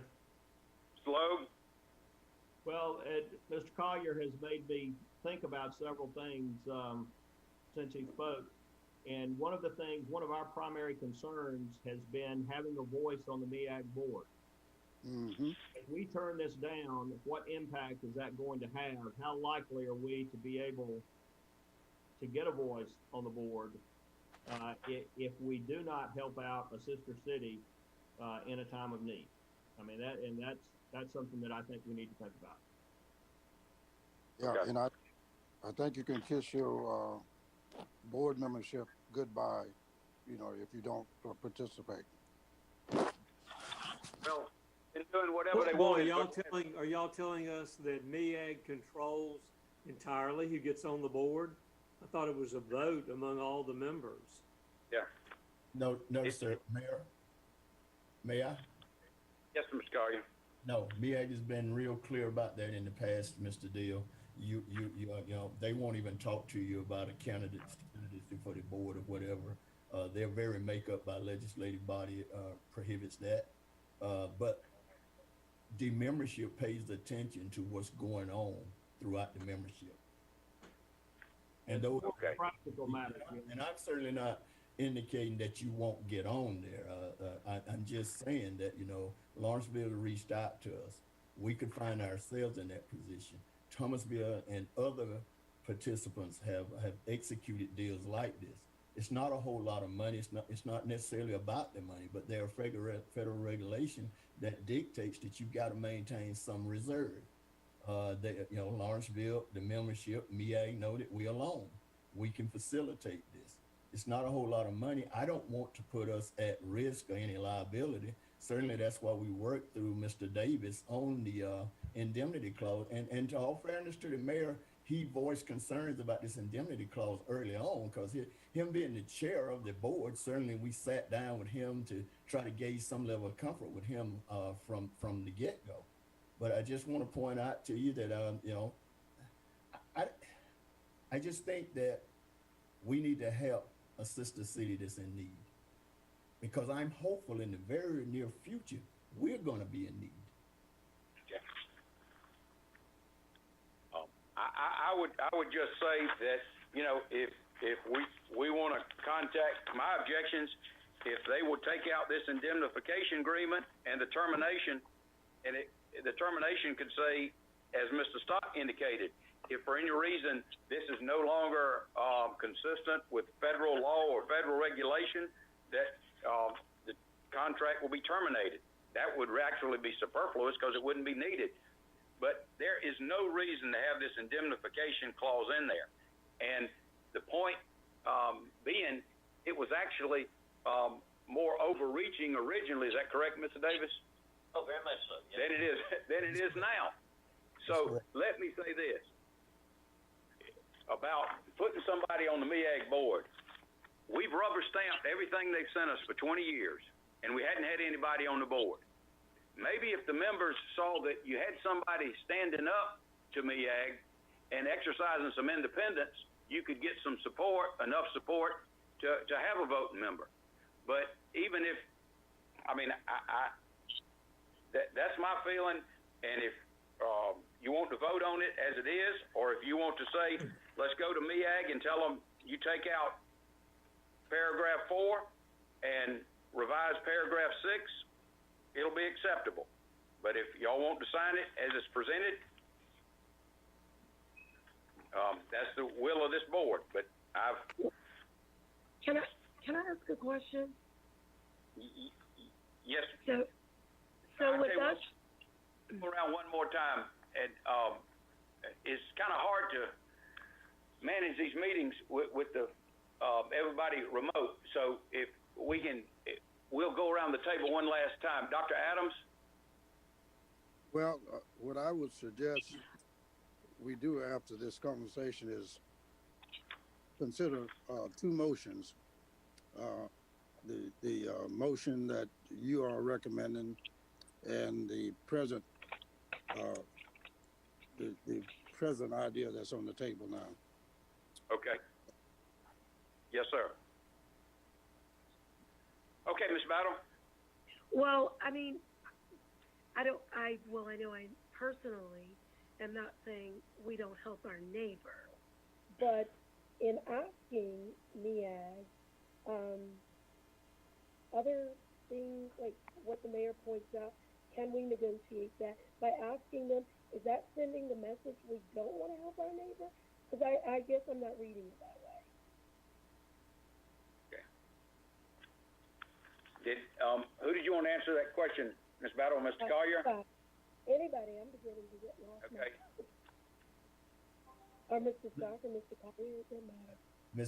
Miss Batter, I'm not, if I understand the question, what you're asking is by us going back to say that you need to totally remove the indemnity clause, you're asking if that sends a message to our membership that we're not willing to be supportive. No, I'm not saying that at all. I was just trying to point out that I thought that Mr. Davis had come up with something that would be acceptable or palatable to the board and protect the city's interest, is what I was saying. If you all want us to go back, you all want us to not even participate in the IPT, I mean, you know, certainly that's fine with us. I just wanted to let you know that it certainly is a membership at the end of the day. I mean, all 49 members own MEAG. And I don't want to get too deep in the weeds with this, but I think probably what brought on most of this indemnity clause is because the membership was dragged into a lawsuit up north of us that, you know, probably this indemnity clause keeps the total membership out of it. It should have really been between two cities, and somehow the membership ended up in it. I don't think there was any really far-reaching effects, but I think that's why they're doing this. Okay, thank you. Mr. Deal? I agree that, you know, helping our neighbors is one thing, but I think it's worth an effort to go back and remove paragraph 4 and revise paragraph 6, and I could vote in favor of that. Okay. Ms. Lowe? Okay, well, first of all, I don't think we're being asked to vote on anything today. But I agree. Let's see if we can't figure out a way to help our neighbors, to help out our sister city. And the items that Jim Deal and you, Mayor, have suggested are things that that I think we should at least have a conversation about with me at. Okay. Mr. Lowe points out this is items for information, but do we need to take? I think we need to take some action on it, don't we, Mr. Collier, Mr. Stock? I think given what the board has given feedback on, and we certainly respect that and professionally appreciate it. I think the thing to do right now is for Ken and myself for you all not to vote to go forward. Let's take it and go back to the table and bring it back to you all. Because what I don't want to see is and Ms. Sudan, she had to go to another meeting, but what I don't want to see is certainly we respect you all's opinion enough that I think the board want to see how you truly feel about it. So, you know, you've shared those feelings, and Ken, get in here, you're an equal partner, but I think right now we should take it back and then bring it back to you at a later date. Okay, well, if we're gonna take it off the agenda, but I mean, my position is we got to show these folks we got some backbone, and we're not gonna rubber stamp what they send us. It's not a matter of not helping out a sister city. I don't see that at all. The situation is we can't do it and put the city at a risk that we shouldn't be assuming in the first place. And that's the way they have drawn this contract. This next contract, we'll talk about it. It's the same thing. If it really is a fraternity, as Mr. Collier says, we wouldn't be getting these contracts. And I think, but with that, without going further, so Mr. Collier, Mr. Stock, you just taking this off the agenda and you're going to go back to MEAG? Is that right? That is correct. We'll go back, share all the input here. You know, certainly work through Mr. Davis, our attorney, and we'll put it on the next agenda. All right. Just let me say, I am all for supporting. I mean, it's not much money. It's $2,300 a month. I have no problem with transferring the capacity. That's not the issue. The issue is this agreement lets them terminate it at any time they want, and it also includes an indemnification provision, and we're not even involved in delivering the services. So it doesn't say as a result of the city's negligence. It says any liability we incur, and it's totally unreasonable. But with that, the next item is a Walmart solar initiative. Mr. Stock, Mr. Collier. Mr. Stock will take the lead on this. Okay. All right. Thank you. And this one is a little bit more complicated than the last one. So just bear with me, and I will run through this request from Walmart and go from there. So I'm going to kind of skip the statement of issue and get right to the history. So Walmart requested that the city of Albany consider participation in a Walmart solar initiative in which Walmart would be partnering with MEAG Power to procure qualifying solar renewable energy credits. There's a difference between credits and energy, and I will explain that, for their Walmart stores served by MEAG Power participant cities. So let me add at this point right here up front so that we understand. This request from Walmart is above and beyond any current bill they currently pay. So anything that they already pay for their stores that are served by the city of Albany, that would remain in place. This doesn't change or impact those bills in any way, shape, or form. Okay, so just so we understand that, doesn't change it. This is over and above. This is actually them wanting a system to enable to procure renewable energy credits in the locations where their stores are provided power, so that then they can meet their renewable energy and energy efficiency goals. But I'll get into that. But just remember though, this is over and above, so they're willing to pay more, so to speak. So Electric Cities of Georgia, ECG, provided the City of Albany with the draft agreement titled the Renewable Energy Customer Agreement, or what we will refer to as the RECA, which would be an agreement that would be executed between the City of Albany and Walmart. ECG also provided a draft tariff, because in order to charge them, we'd have to have a tariff covering how we would charge them. And so those two things actually go hand in hand. MEAG Power provided the City of Albany with the draft power purchase contract, under which the city would be able to procure the solar renewable energy resource associated with the renewable energy credits to satisfy the proposed RECA from Walmart. So there's three main components. Again, you have the RECA tariff, you have the RECA, the agreement between Walmart and the city, and then you have the PPC power purchase contract between the city and MEAG. So the RECA tariff, again, is the tariff under which Walmart would be charged. And then, again, as I stated, Walmart will continue to be billed for all of their normal service under the current tariffs that those services are provided. So again, this is over and above that.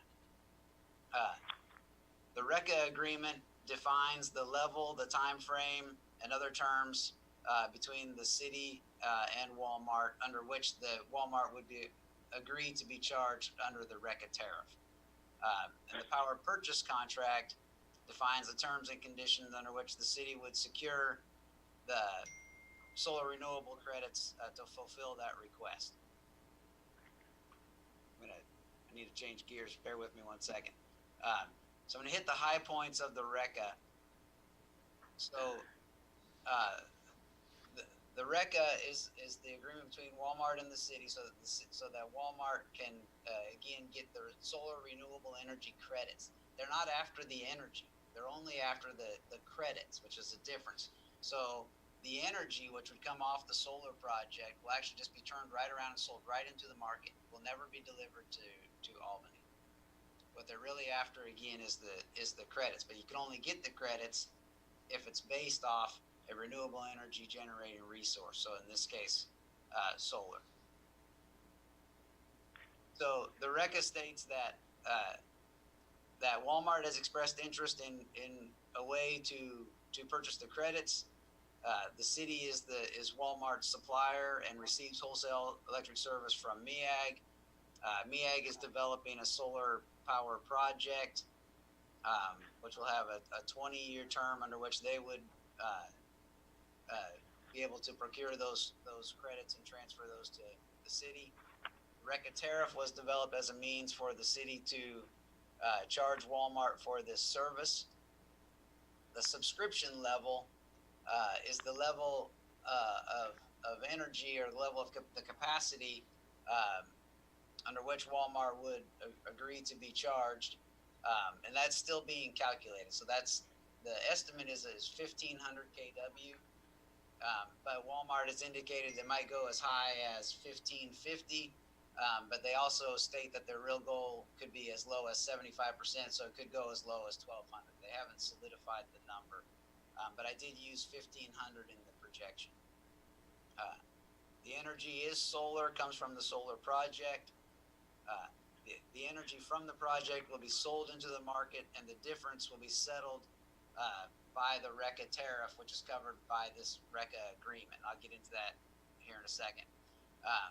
The term of the RECA, or the agreement between Walmart and the city, would basically begin when the solar project is ready to begin production, which is expected to be roughly around November of 2023, and will continue to December 31st of 2038. So it's roughly a 15-year term.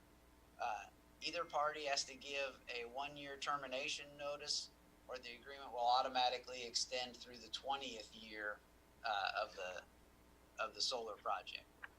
The RECA's, the renewable energy credits that are generated by the project then will be fully registered in the federal system and will be allocated to Walmart. Again, that's what they're really after here, is the credits. All charges applicable to the customer will be assessed and paid for, provided in the tariff. There is a change of premise clause, which basically says if Walmart closes the store, they can reassign this agreement to another store, but only with the city's permission. And then the assignment, there's an assignment clause which says they can request assignment, but again, it's solely at the city's permission. So the things under consideration still for this part of the agreement, like I said, are the subscription level, that whether or not it's 1,500 kW. There is a service fee that the city will be able to charge Walmart for providing this service, and the service fee, the initial service fee, will be 5 cents. But there's a consideration to add a CPI index to actually raise that, since the term is 15 years. There is also how I explained the termination is 15 years. If you don't provide a 1-year notice, then it would extend to the 20th year. There is included or being considered a termination fee, so a fee for Walmart if they would elect not to pursue for years 16 through 20. And that fee would be, the language being contemplated is that it would calculate 100% of the remaining cost, which 100% of that for 5 years would be currently estimated at nearly $678,000, minus 85% of the estimated market price, which is currently estimated at just under $500,000. So it would result in a net termination fee applicable to be charged to Walmart if that scenario were to occur of just under $180,000. But let's go into for a minute the how the instrument is actually charged. In your packet, down on page, let me get to, there it is. On your PDF, it's the PDF page 57. And so, and there it says there's an annual estimated RECA bill. And so what you can see then is there's the subscription level, which I've used is the 1,500 kW. There's the estimated output. That's estimated annual output. for that level, the 1500 kW, which is just a little over 4 million kilowatt hours. The cost that's been proposed, which is 2.6 cents per kW, which would be 104,000. Then there's transmission fees, $7,000 for the year. Scheduling fees just under 2,000. Administrative and general just under 2,000. And then there's the service fee that I mentioned, which would be at the 5 cents per kW, so it'd be about $20,000. And then the last item there is the market credit. So again, what I was saying is the energy is bought off the project, but is immediately just turned right around and sold into the market. And so and then the market credit would apply. And so the overall bill to Walmart, based on current projections, would basically be $18,000 payment to the city, and that would be spread over the 12 months. There's a lot of moving parts because of there's the purchase and the credit, so there is kind of a lot of moving parts to the thing, but the overall net effect or impact is that 18,000. The way the agreement is written is such that if the market price changes in any way, shape, or form, positive or negative, the entire impact of that flows to this bill and is charged to Walmart. So the city is kept whole in that sense.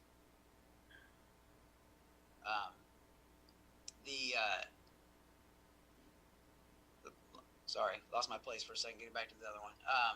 So that's the RECA and how the RECA is charged and how all of the costs flow to Walmart. And there's a service fee that comes to the city for providing that. And then the other component that has to be part of this is, again, where's that solar energy and the solar RECs, well, not the energy sold to the market, but where's the RECs coming from? And the RECs would be coming from a project developed by MEAG through a developer. And then that would be sold to the city via the power purchase contract. And in the power purchase contract, the highlights are basically that it's a solar project and it has a 20-year term. Right now, the costs are estimated at the 2.6, but if the subscription level is not as high as they expect, that price could go up. But again, the way the RECA is written with Walmart, any difference in that price or in the market price, all the costs flow to Walmart and are not shared by the city. The components of the agreement, the power purchase agreement, have a entitlement share, but of course that's based on the size, which again is still based on Walmart determining the final size. There is an initial payment, so they would like 1 month to be paid in advance. That's pretty typical of agreements like this for power purchase agreements. So there's always it's basically like holding a deposit, and then it has a monthly true up, so it's always at that same level. That's included in here. The term, again, the term would start 90 days prior to the start of the project, which is again expected at November 2023. And for the power purchase agreement off of the solar plant, again, it's a 20-year, and so that would go through December of 2043. So there is one consideration there that the Walmart RECA is 15 years with a automatic 5-year renewal if they don't give 1 year notice. If they elect to take the out, there is a termination fee,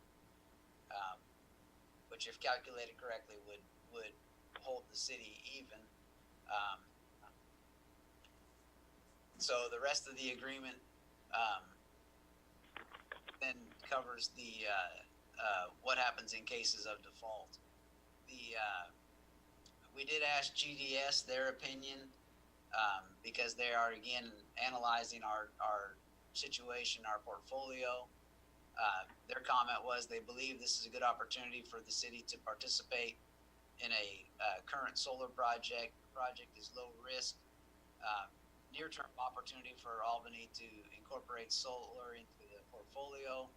The contemplated size of the project at 1,500 kW is minimal and does not prevent Albany from seeking additional power supply opportunities in the future. The PPC places development responsibility on MEAG Power, and as the city continues to assess future power supply options, which we were already discussing. The project will build positive public relations with one of the city's important customers by helping them to achieve their corporate clean energy goals. So obviously that's Walmart. And the financial risk is borne by Walmart, given that they are paying for the spread between the cost of the project and the resulting credits, while not impacting at all their current power bill or obligations. So, with Collier, that, do you have anything to add?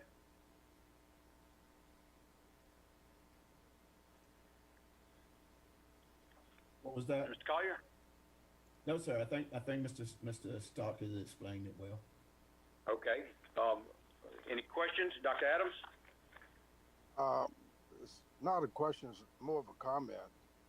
It looks like we are beginning to deal more and more with solar energy, and I still would like to have the University of Georgia, I'm trying to think of the name of the... Oh, Vincent? Yeah, that's exactly right. Carl Vinson to kind of give us some lessons, or I don't want to call it a seminar, but about solar energy as it relates to commercial and home use. You know what I mean? So we can get educated on a little bit more about the solar energy concept. Okay. If board members will recall, somebody had a seminar scheduled in Tifton. I think it was late March, and right before COVID hit, some of us were planning on going, and it was canceled. But if staff can find out what seminars or promotions are out there, probably something we can do remotely, but I think that would be beneficial to everybody on the board. Ms. Battle? Mayor, Yes. and I know Sorry. you go around the table, but I just want to add, you've hired consultants that's well versed in this matter, and one of the things they're charged with is looking at your portfolio mix. So I think when they come to you with the report, they're going to adequately educate you on your options, what's going on in the solar world, a whole shebang. Yeah, well, I mean, and I can't speak for Dr. Adams, but I think what Dr. Adams wants the whole kind of magisterial presentation, how does solar work? How much maintenance is involved? How much do the panels cost? How do you get the energy into the grid? Isn't that right, Dr. Adams? Yeah, I'd like to just be educated about all aspects of it, and what we should be look out for, and what we should embrace. You know what I mean? And because everybody who's trying to sell you solar energy is going to have their own benefits. You know what I mean? So I just like to get a unbiased education on solar energy.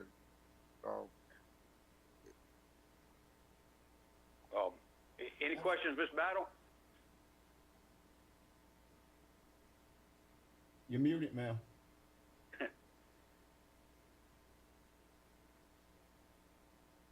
I'm sorry, no question. Mr. Deal?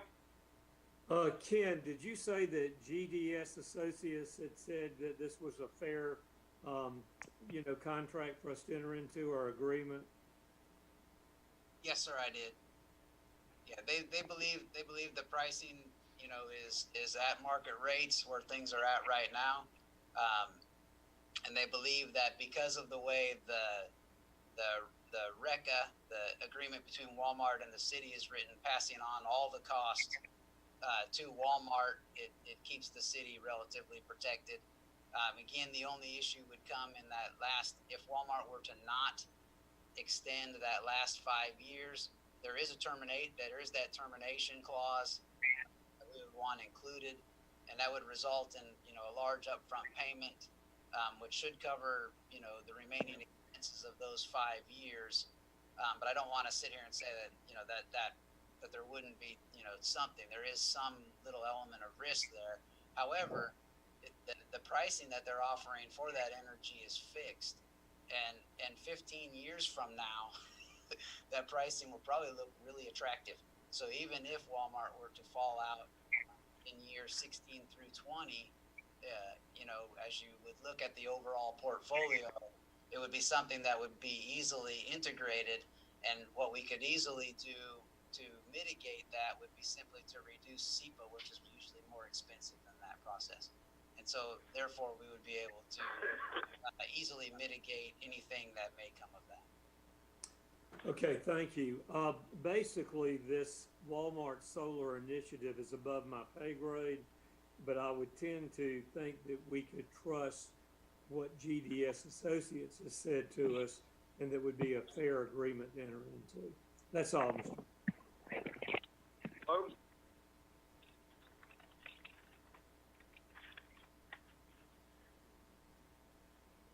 Muted, sir. Mr. Logue, you're muted. Okay, sorry. Ken, basically this looks like that we are facilitating Walmart's ability to get these renewable energy credits.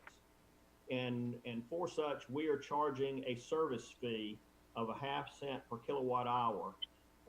Yet when you look at the bottom line, we actually are getting less than that 0.5 cent per kilowatt hour. Is there anything, if Walmart is bearing all the costs associated with this, can we not get the full service fee, whatever we determine that to be? We can, and that was an issue with the way that that mock bill was developed. Right. And so basically, I should have shown that a little better, because what happens is the difference between the difference that you've noticed. So the difference between that 20,000 and the 18,000 would actually show up on the city of Albany's bill in the form of a credit. So in other words, if there's excess, if the market credit from the project is more than the cost of the energy from the project, that excess credit flows to the city of Albany. Right.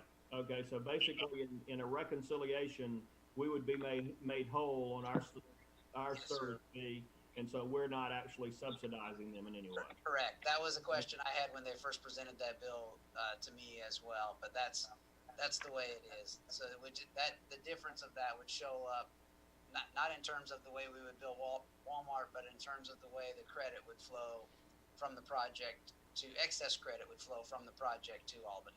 Right. Well, are we setting, if we enter into this agreement, into this tariff, will we be setting a tariff for any customer that wants to do this? I mean, theoretically, I suppose somebody could come along and ask to. Well, I mean, we've got another large corporate customer here that I suspect has a renewable energy policy of its own as well, right, or probably will have in the near future if they don't already. Sure. And I was just curious if this would impact negotiations with anyone else. I mean, it wouldn't impact negotiations that I'm aware of that are ongoing. They would have to be reminded that this tariff is over and above, any tariff that they are already normally charged for their actual energy consumption. Exactly, and that's just what I want to make sure is that we haven't locked us in to a situation where we could be shooting ourselves in the foot somewhere else. Right. No, sir. No. This is simply to be able to transfer those renewable energy credits. And again, like I said, that the cost is over and above, the charges that are charged under their normal commercial rates. Right. Okay.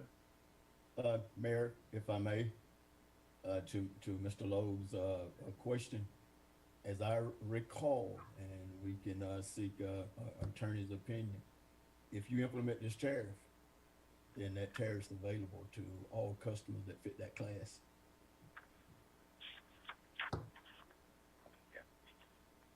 That's the way normally if you put a tariff on the book, it is. You can't separate classes.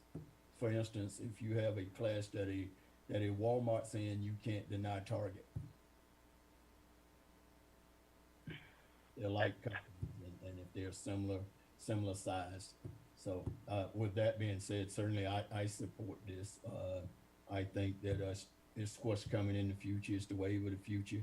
It's revenue neutral for us. Ken's done a ton of work crunching numbers. I certainly trust him. And I want to point out, I think it's important that Ken, I can't remember the exact number, but is it about 29 cities of the 49 MEAG cities that's got Walmart facilities? I think Walmart approached MEAG, the membership, about doing this because they've already signed similar agreement with Georgia Power and some other providers. So MEAG actually did an RFP and went to the market. Stephen, one more question. Is this for the big Walmart department stores, or is it just the Walmart grocery stores, or is it both? It's for any Walmart stores, and on our part of the grid, we have Gilliamville Road. No, we don't have Gilliamville Road. We have North Slappy, and we have East Albany. Ms. Lowe, you had the floor? Gilliamville and Lido's on Georgia Power. That's all I had. Okay. I just, again, I take issue with what Mr. Scott's representation. We're not adding solar to our portfolio. We're talking about credits here. I mean, Fortune 500 companies are insisting on green energy because that's the most efficient and responsible way to operate. The fact is, with this credits, if you want to attract industry to Albany, Georgia, if you could produce your own clean, inexpensive energy. We've got solar plants all over Southwest Georgia. We're nothing but a straw man in this arrangement. If GDS, I would like to talk to the folks at GDS if they recommend it, because I can go through this contract with them, and I'd like to do that. But 6 months ago, I asked the board if I could discuss it. There's a concern that wants to put a small solar farm here in Albany, and I didn't get the permission. The gentleman, I told him to speak with the members of the board. I think he is doing that. But what the difference is you're talking about putting panels here in Albany and Dougherty County and generating the energy. All this is credits. Renewable energy in the next few years is going to be less expensive than fossil fuels. And the technological advances, it's mind-boggling. The fact of the matter is MEAG was late to the dance, and they are now trying to meet a demand. As Mr. Collier said, Walmart has made a commitment to the general public. They're going to be 50% green by 2030, and they have got to significantly increase the renewable, the percentage of renewable mix. I mean, we are in a situation here, and even though Mr. Stock says this is supplemental, if you look in this agreement in paragraph 2, page 2, it says the authority and the solar participant agree that this contract is supplemental to and authorized by the Power One power sales contract. What it's saying is that we still have to purchase the allotted amount under the contract. And I can't see that there is this set-off. I don't see that consumption is going to be increased by that amount. They're not anywhere in this contract. They're not saying we're going to give you a credit against the utility for the solar power that's being used. It's $18,000 a year. The agreement should be between MEAG and Walmart, not between the city. And if you look at this contract, it says the solar participant has requested that the authority. We hadn't requested anything from them. It says if we don't make the payments, we bind the full faith and credit. And I don't think the utility authority can do that. I think it'd have to go to the city. But we're paying in advance in paragraph C of 2, general obligations, the same thing. You're consenting that if any, even though 20 years and Walmart's obligated for 15, isn't that right, Mr. Stock? Yes, sir, obligated for 15, and if they terminate at the end of the 15 and not extend the 20, there'll be a termination fee that would have the expenses to meet the remaining 5 years. So, but the city was responsible for the payments, right? I'm sorry? The city would be responsible for those payments. And Walmart would be responsible for the termination fee. Okay, yeah, but it doesn't say, this agreement doesn't say anything about if Walmart goes bankrupt or closes the plant. We're guaranteeing, for $18,000 a year, we're guaranteeing their performance. We have to file the lawsuit in Fulton County. It has us having our attorney agree that we all understand it. I mean, it is, there again, is just another onerous contract that provides little or no benefit to the city. What we need to be doing, like I say, is if there's any way that we can produce our own solar power, and if they can do it and provide it to somebody, the demand is there. That is the one thing this agreement is letting you know, is the demand is there. Procter & Gamble, they have the biomass plant they operate with Marine Corps logistics baits. There's another company that's committed, I think, to be 50% renewable by 2030. But the demand's only going to increase. The cost of producing solar power is going to be level or even lower. And as a result, there's an opportunity to provide electricity at a profit. And that is with us generating it, not just being some conduit like is what's involved with these credits. Lastly, just why would you have a 20-year contract? Why do they need a 20-year contract? I think the solar plant, they don't tell us anything about where this is being generated, how it's being generated. Just sign this contract and send it back to us. I think it would be irresponsible to take any action on this until after we get the report. And like I say, I'd like to talk to the people at GDS, and maybe they can be otherwise, but I don't see how it is beneficial to the city if we are only being paid $18,000 a year and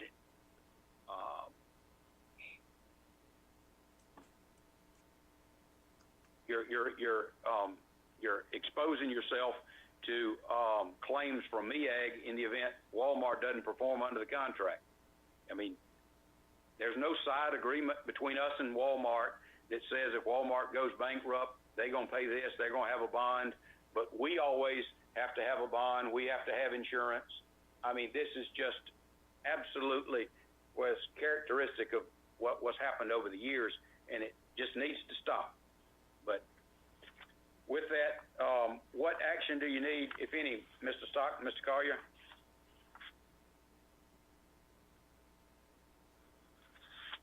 Andy, you have it? I'm sorry? What action did you want from the board?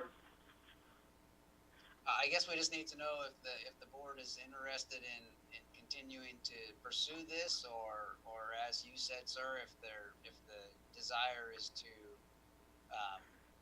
wait and have further conversations after the GDS analysis is complete. There is a timeline that MEAG Power would like to complete this by.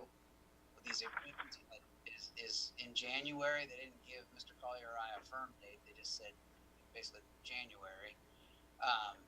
But they did also imply that some of the cities may oversubscribe and take more, and so if you came later, so to speak, and decided you want some, there might be some opportunity to do that as well.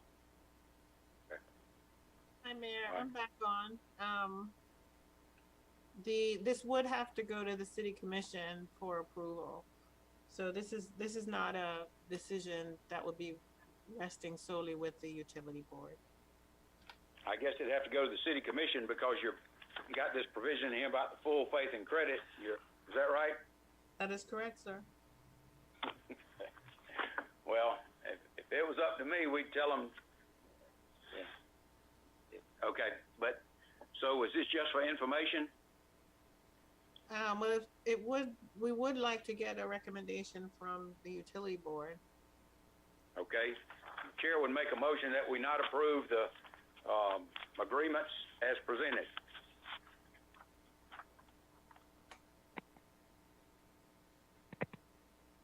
Is there a second? Okay, no second. The motion fails. Is there a motion to approve the recommendation approve the agreements as presented?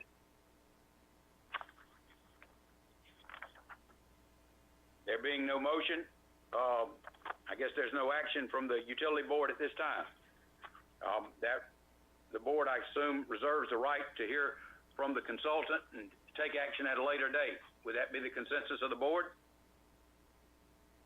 Dr. Adams? Yes. I just have one comment, and it's with all due respect to the chair and the mayor. It would help me, at least, if not some of the other utility board members, if on some of these legal questions that if the chair and Nathan or the attorney could get together and come to some agreement or consensus before it gets to us, then it would help me make a better decision. Respect your concerns about some of the issues that you're concerned about. But on the other hand, I'm not hearing anything from the city or the utility attorney, on those same issues. Yes, Dr. Adams. If any member of the board, of course, I don't represent the utility authority. But I am a lawyer by training and experience, and these are problems I see in this agreement. But we could go through the whole history of agreements with MEAG, and they're just all the contracts are onerous, and it's basically unfair. I think it'd be irresponsible for this authority, but I've stated what I have to say. But what I would suggest is that Dr. Adams, you other member of the authority, don't look to me for legal advice. I mean, I'm not trying. But I respect your legal opinion, and yes, I respect your legal opinion, and I have concerns about some of the same things that you have concerns about.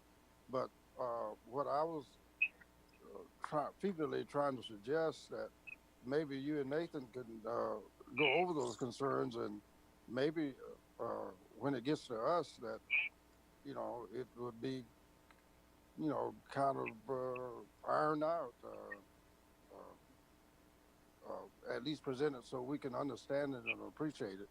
But if that's not possible, then of course we just have to deal with what we got. Well, what I'll do, Dr. Adams, I will in the future I'll communicate to Mr. Davis what my concerns are. That's completely acceptable by okay. me. Okay. Ms. Battle? Mr. Deal? Yeah, I agree with Dr. Adams. I think it would be good to work out some of this legal talk before we come before the utility board, but other than that, I'm okay. Okay, and Mr. Lowe? Well, I'm going to take a step back here. One thing we got to remember is regardless of whether we like it or not, we are part of MEAG. We are locked into long-term contracts, and we got to just learn to deal with it. Okay, and as that, we have a consultant that's coming in to help explain to us in February, and the reason I asked about the timetable is I didn't realize that we had actually given them to February. I was hoping that we would have had some more information from them by now. But once again, that's, we will get the report when we get the report, and hopefully that's going to help us realize where we are and what we can do. Right now, we still are in a situation where we don't have a problem with supply. We've got plenty of supply. We've got a problem with demand. So all this talk of solar, as much as I want to get into it, and Mayor, as much as I know that you would like us to be producing our own solar power, until we know we can and sell it and not violate the terms of our existing contracts or not violate our financial viability, we're only going to be able to participate in solar in facilitating. You mentioned, and I would disagree with you, Mayor, you mentioned that we wouldn't be able to tell people we're generating solar, that we're just in it for the credits. I would not say that's true, because we are saying that we're going to be buying that solar power from it. And regardless of whether we know where it's coming from right now or not, it will be part of our portfolio, and we will be selling it if all the representations that have been made to us today are true, because that power is going to come, we'll buy it in, we'll sell it back out. It simply won't be going to Walmart, and they'll be benefiting from the credits. And you also mentioned the gentleman that talked to you. You seem still a little sensitive about our not allowing you to sign that memorandum of understanding or letter of intent. I forget exactly what it was, on a solar project. I did speak with him. And in that case, I expressed to him the same concerns that I'm expressing now, and that is that I don't need any more supply. I need more customers. He assured me that if we were to generate it here, he would be providing the customer that would be buying it. So in effect, we are acting as a conduit in that case as well. And we would simply be earning a fee, and it would help subsidize our current operations as they are now. I was pleased to hear from Mr. Collier, and I am most hopeful about the future, that we will be getting more customers. We will have greater demand, but that's going to take some time. And right now, I think that if we want to participate in solar, we're going to have to get started at some point somehow.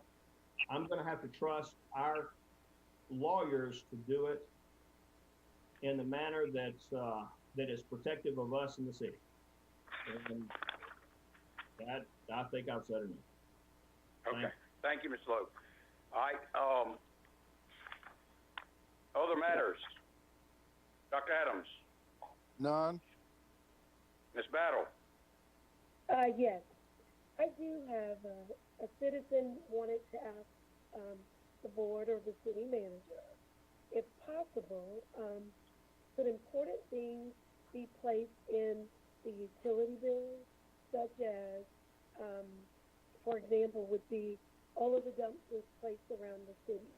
If that had been communicated to the public by way of utility bill, because they feel everyone gets a bill with an expiration date as to when the dumpsters would be collected. Of course, I shared with the gentleman that there is no date at this time. But if important information that really needed to go out to the public, if those things could be placed in the utility bill. That's the question of one of the citizens. Would you like me to answer that? Yes, ma'am. So periodically we do put bill inserts But there is a cost associated with every additional page that we put in the insert. Some things are mandatory. You know, there are mandatory gas gas notices, for example, that we have to send out every year. And so we budget for that. And periodically we do, add an insert into the bill. The bill is generated by South Data, a third-party firm. And if they have to do an additional sheet, there is a cost associated with it. So periodically we do that on a case-by-case basis. But because there is an expense associated with it, it's not every bill, but we do periodically do that. And a lot of times we get that direction from this board that says, can you add this to the utility bill? And we'll go ahead and do that.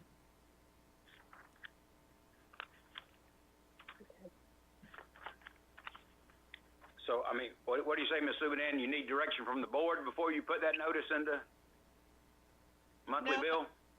No, I said the question was, can we do it? And the answer is yes, we can. Sometimes we do it because it's a regulatory requirement. Other times this board may suggest it. Other times the city commission may suggest it. It really all depends, but it can be done. We just don't do it every bill. Well, I think Ms. Battle wants the notice to go out in a bill before the dumpsters are removed. Isn't that right, Ms. Battle? Well, I mean, the public would have liked to have known, according to this customer, by way of bill. I think the overall thing is that he felt like more people, I agree, would have access and would have had that information. I saw it, of course, on Facebook and shared, but the problem was that nobody really knew about the dumpsters and have no idea when they will be collected. So, yeah, I guess if you could do that, that's great, but if it's too late, that's great, but anything that is utility related is what I'm sure he was thinking. But I'll make sure I take back to them that there is definitely an additional cost associated. So things that are like the dumpsters, is that something that you would in the future, I guess, pass through the utility board to get a consensus that, yeah, we want to definitely incur the cost in putting that information out to the public? How would we do that? Well, to be honest with you, that is really purely operational. We put them out there to meet a need. And, right. If we had gone through the process of, sending it out in a bill, it probably would take 6 weeks before people knew about it. We put them out there to be responsive to an immediate need. Now, I think what the mayor is saying, before we remove them, could we put a notice? We absolutely could do that because we can predict that. But the idea came from staff. I thought it was a fabulous idea. And so we did put the dumpsters in the various locations, and it's been very well received. This gentleman may not have known about it, but we collect hundreds of tons of material from those dumpsters, so somebody knows about it. Certainly, before we remove the dumpsters, we could put a notice in the bill. Right. Our experience, quite honestly, is probably, I don't want to guess, but 70% of people show up to pay their bill and they don't have the bill. Most of the time, the bills end up in the trash. But for the small percentage, that do actually open the bill and read all the inserts, the juice might be worth the squeeze. So certainly, before we remove them, we can put something in the bill. Have we seen less dumping now that the dumpsters are around the city? No, but it's still a service, and it's a service that the community is appreciative of. We've gotten a lot of positive feedback by having those, and it's more convenient for people. But has it reduced illegal dumping? No. Darn. Me too. Okay, thank you. Mr. Deal, any other matters? Nothing else. Lou? Just one final comment. back on the Walmart solar initiative, if y'all don't mind me regressing. I just remembered that this was something that was requested by Walmart, one of our customers. And we just need to figure out how we will address that customer if we decide not to move forward with this, or if we can't figure out a way to do it. This is similar to that other, from my perspective, Mr. Logus, it's certainly, I think we need to meet the demand of the customer, but why are we exposing the city to liability from MEAG in the event the customer does not perform? That's my concern. And that's why I said, I said I understand, and that's why I made the comment that I expected our attorneys to help protect us if we could figure out a way to do this. Well, of course, the problem is historically they give you the contract and expect you to sign it. There's not any negotiation. So, but the issue I have, I think about it every time I come over here. Ms. Subadan, can we restripe the parking lot here at the utility board? It's unattractive outside. It is. We actually want to get it repaved. We've striped it more than once, and it keeps, the striping kind of keeps going away. And so what we really would like to do is repave and restripe it.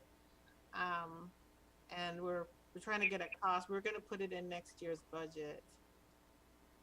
Well, I mean, now it looks like you don't know whether you're supposed to park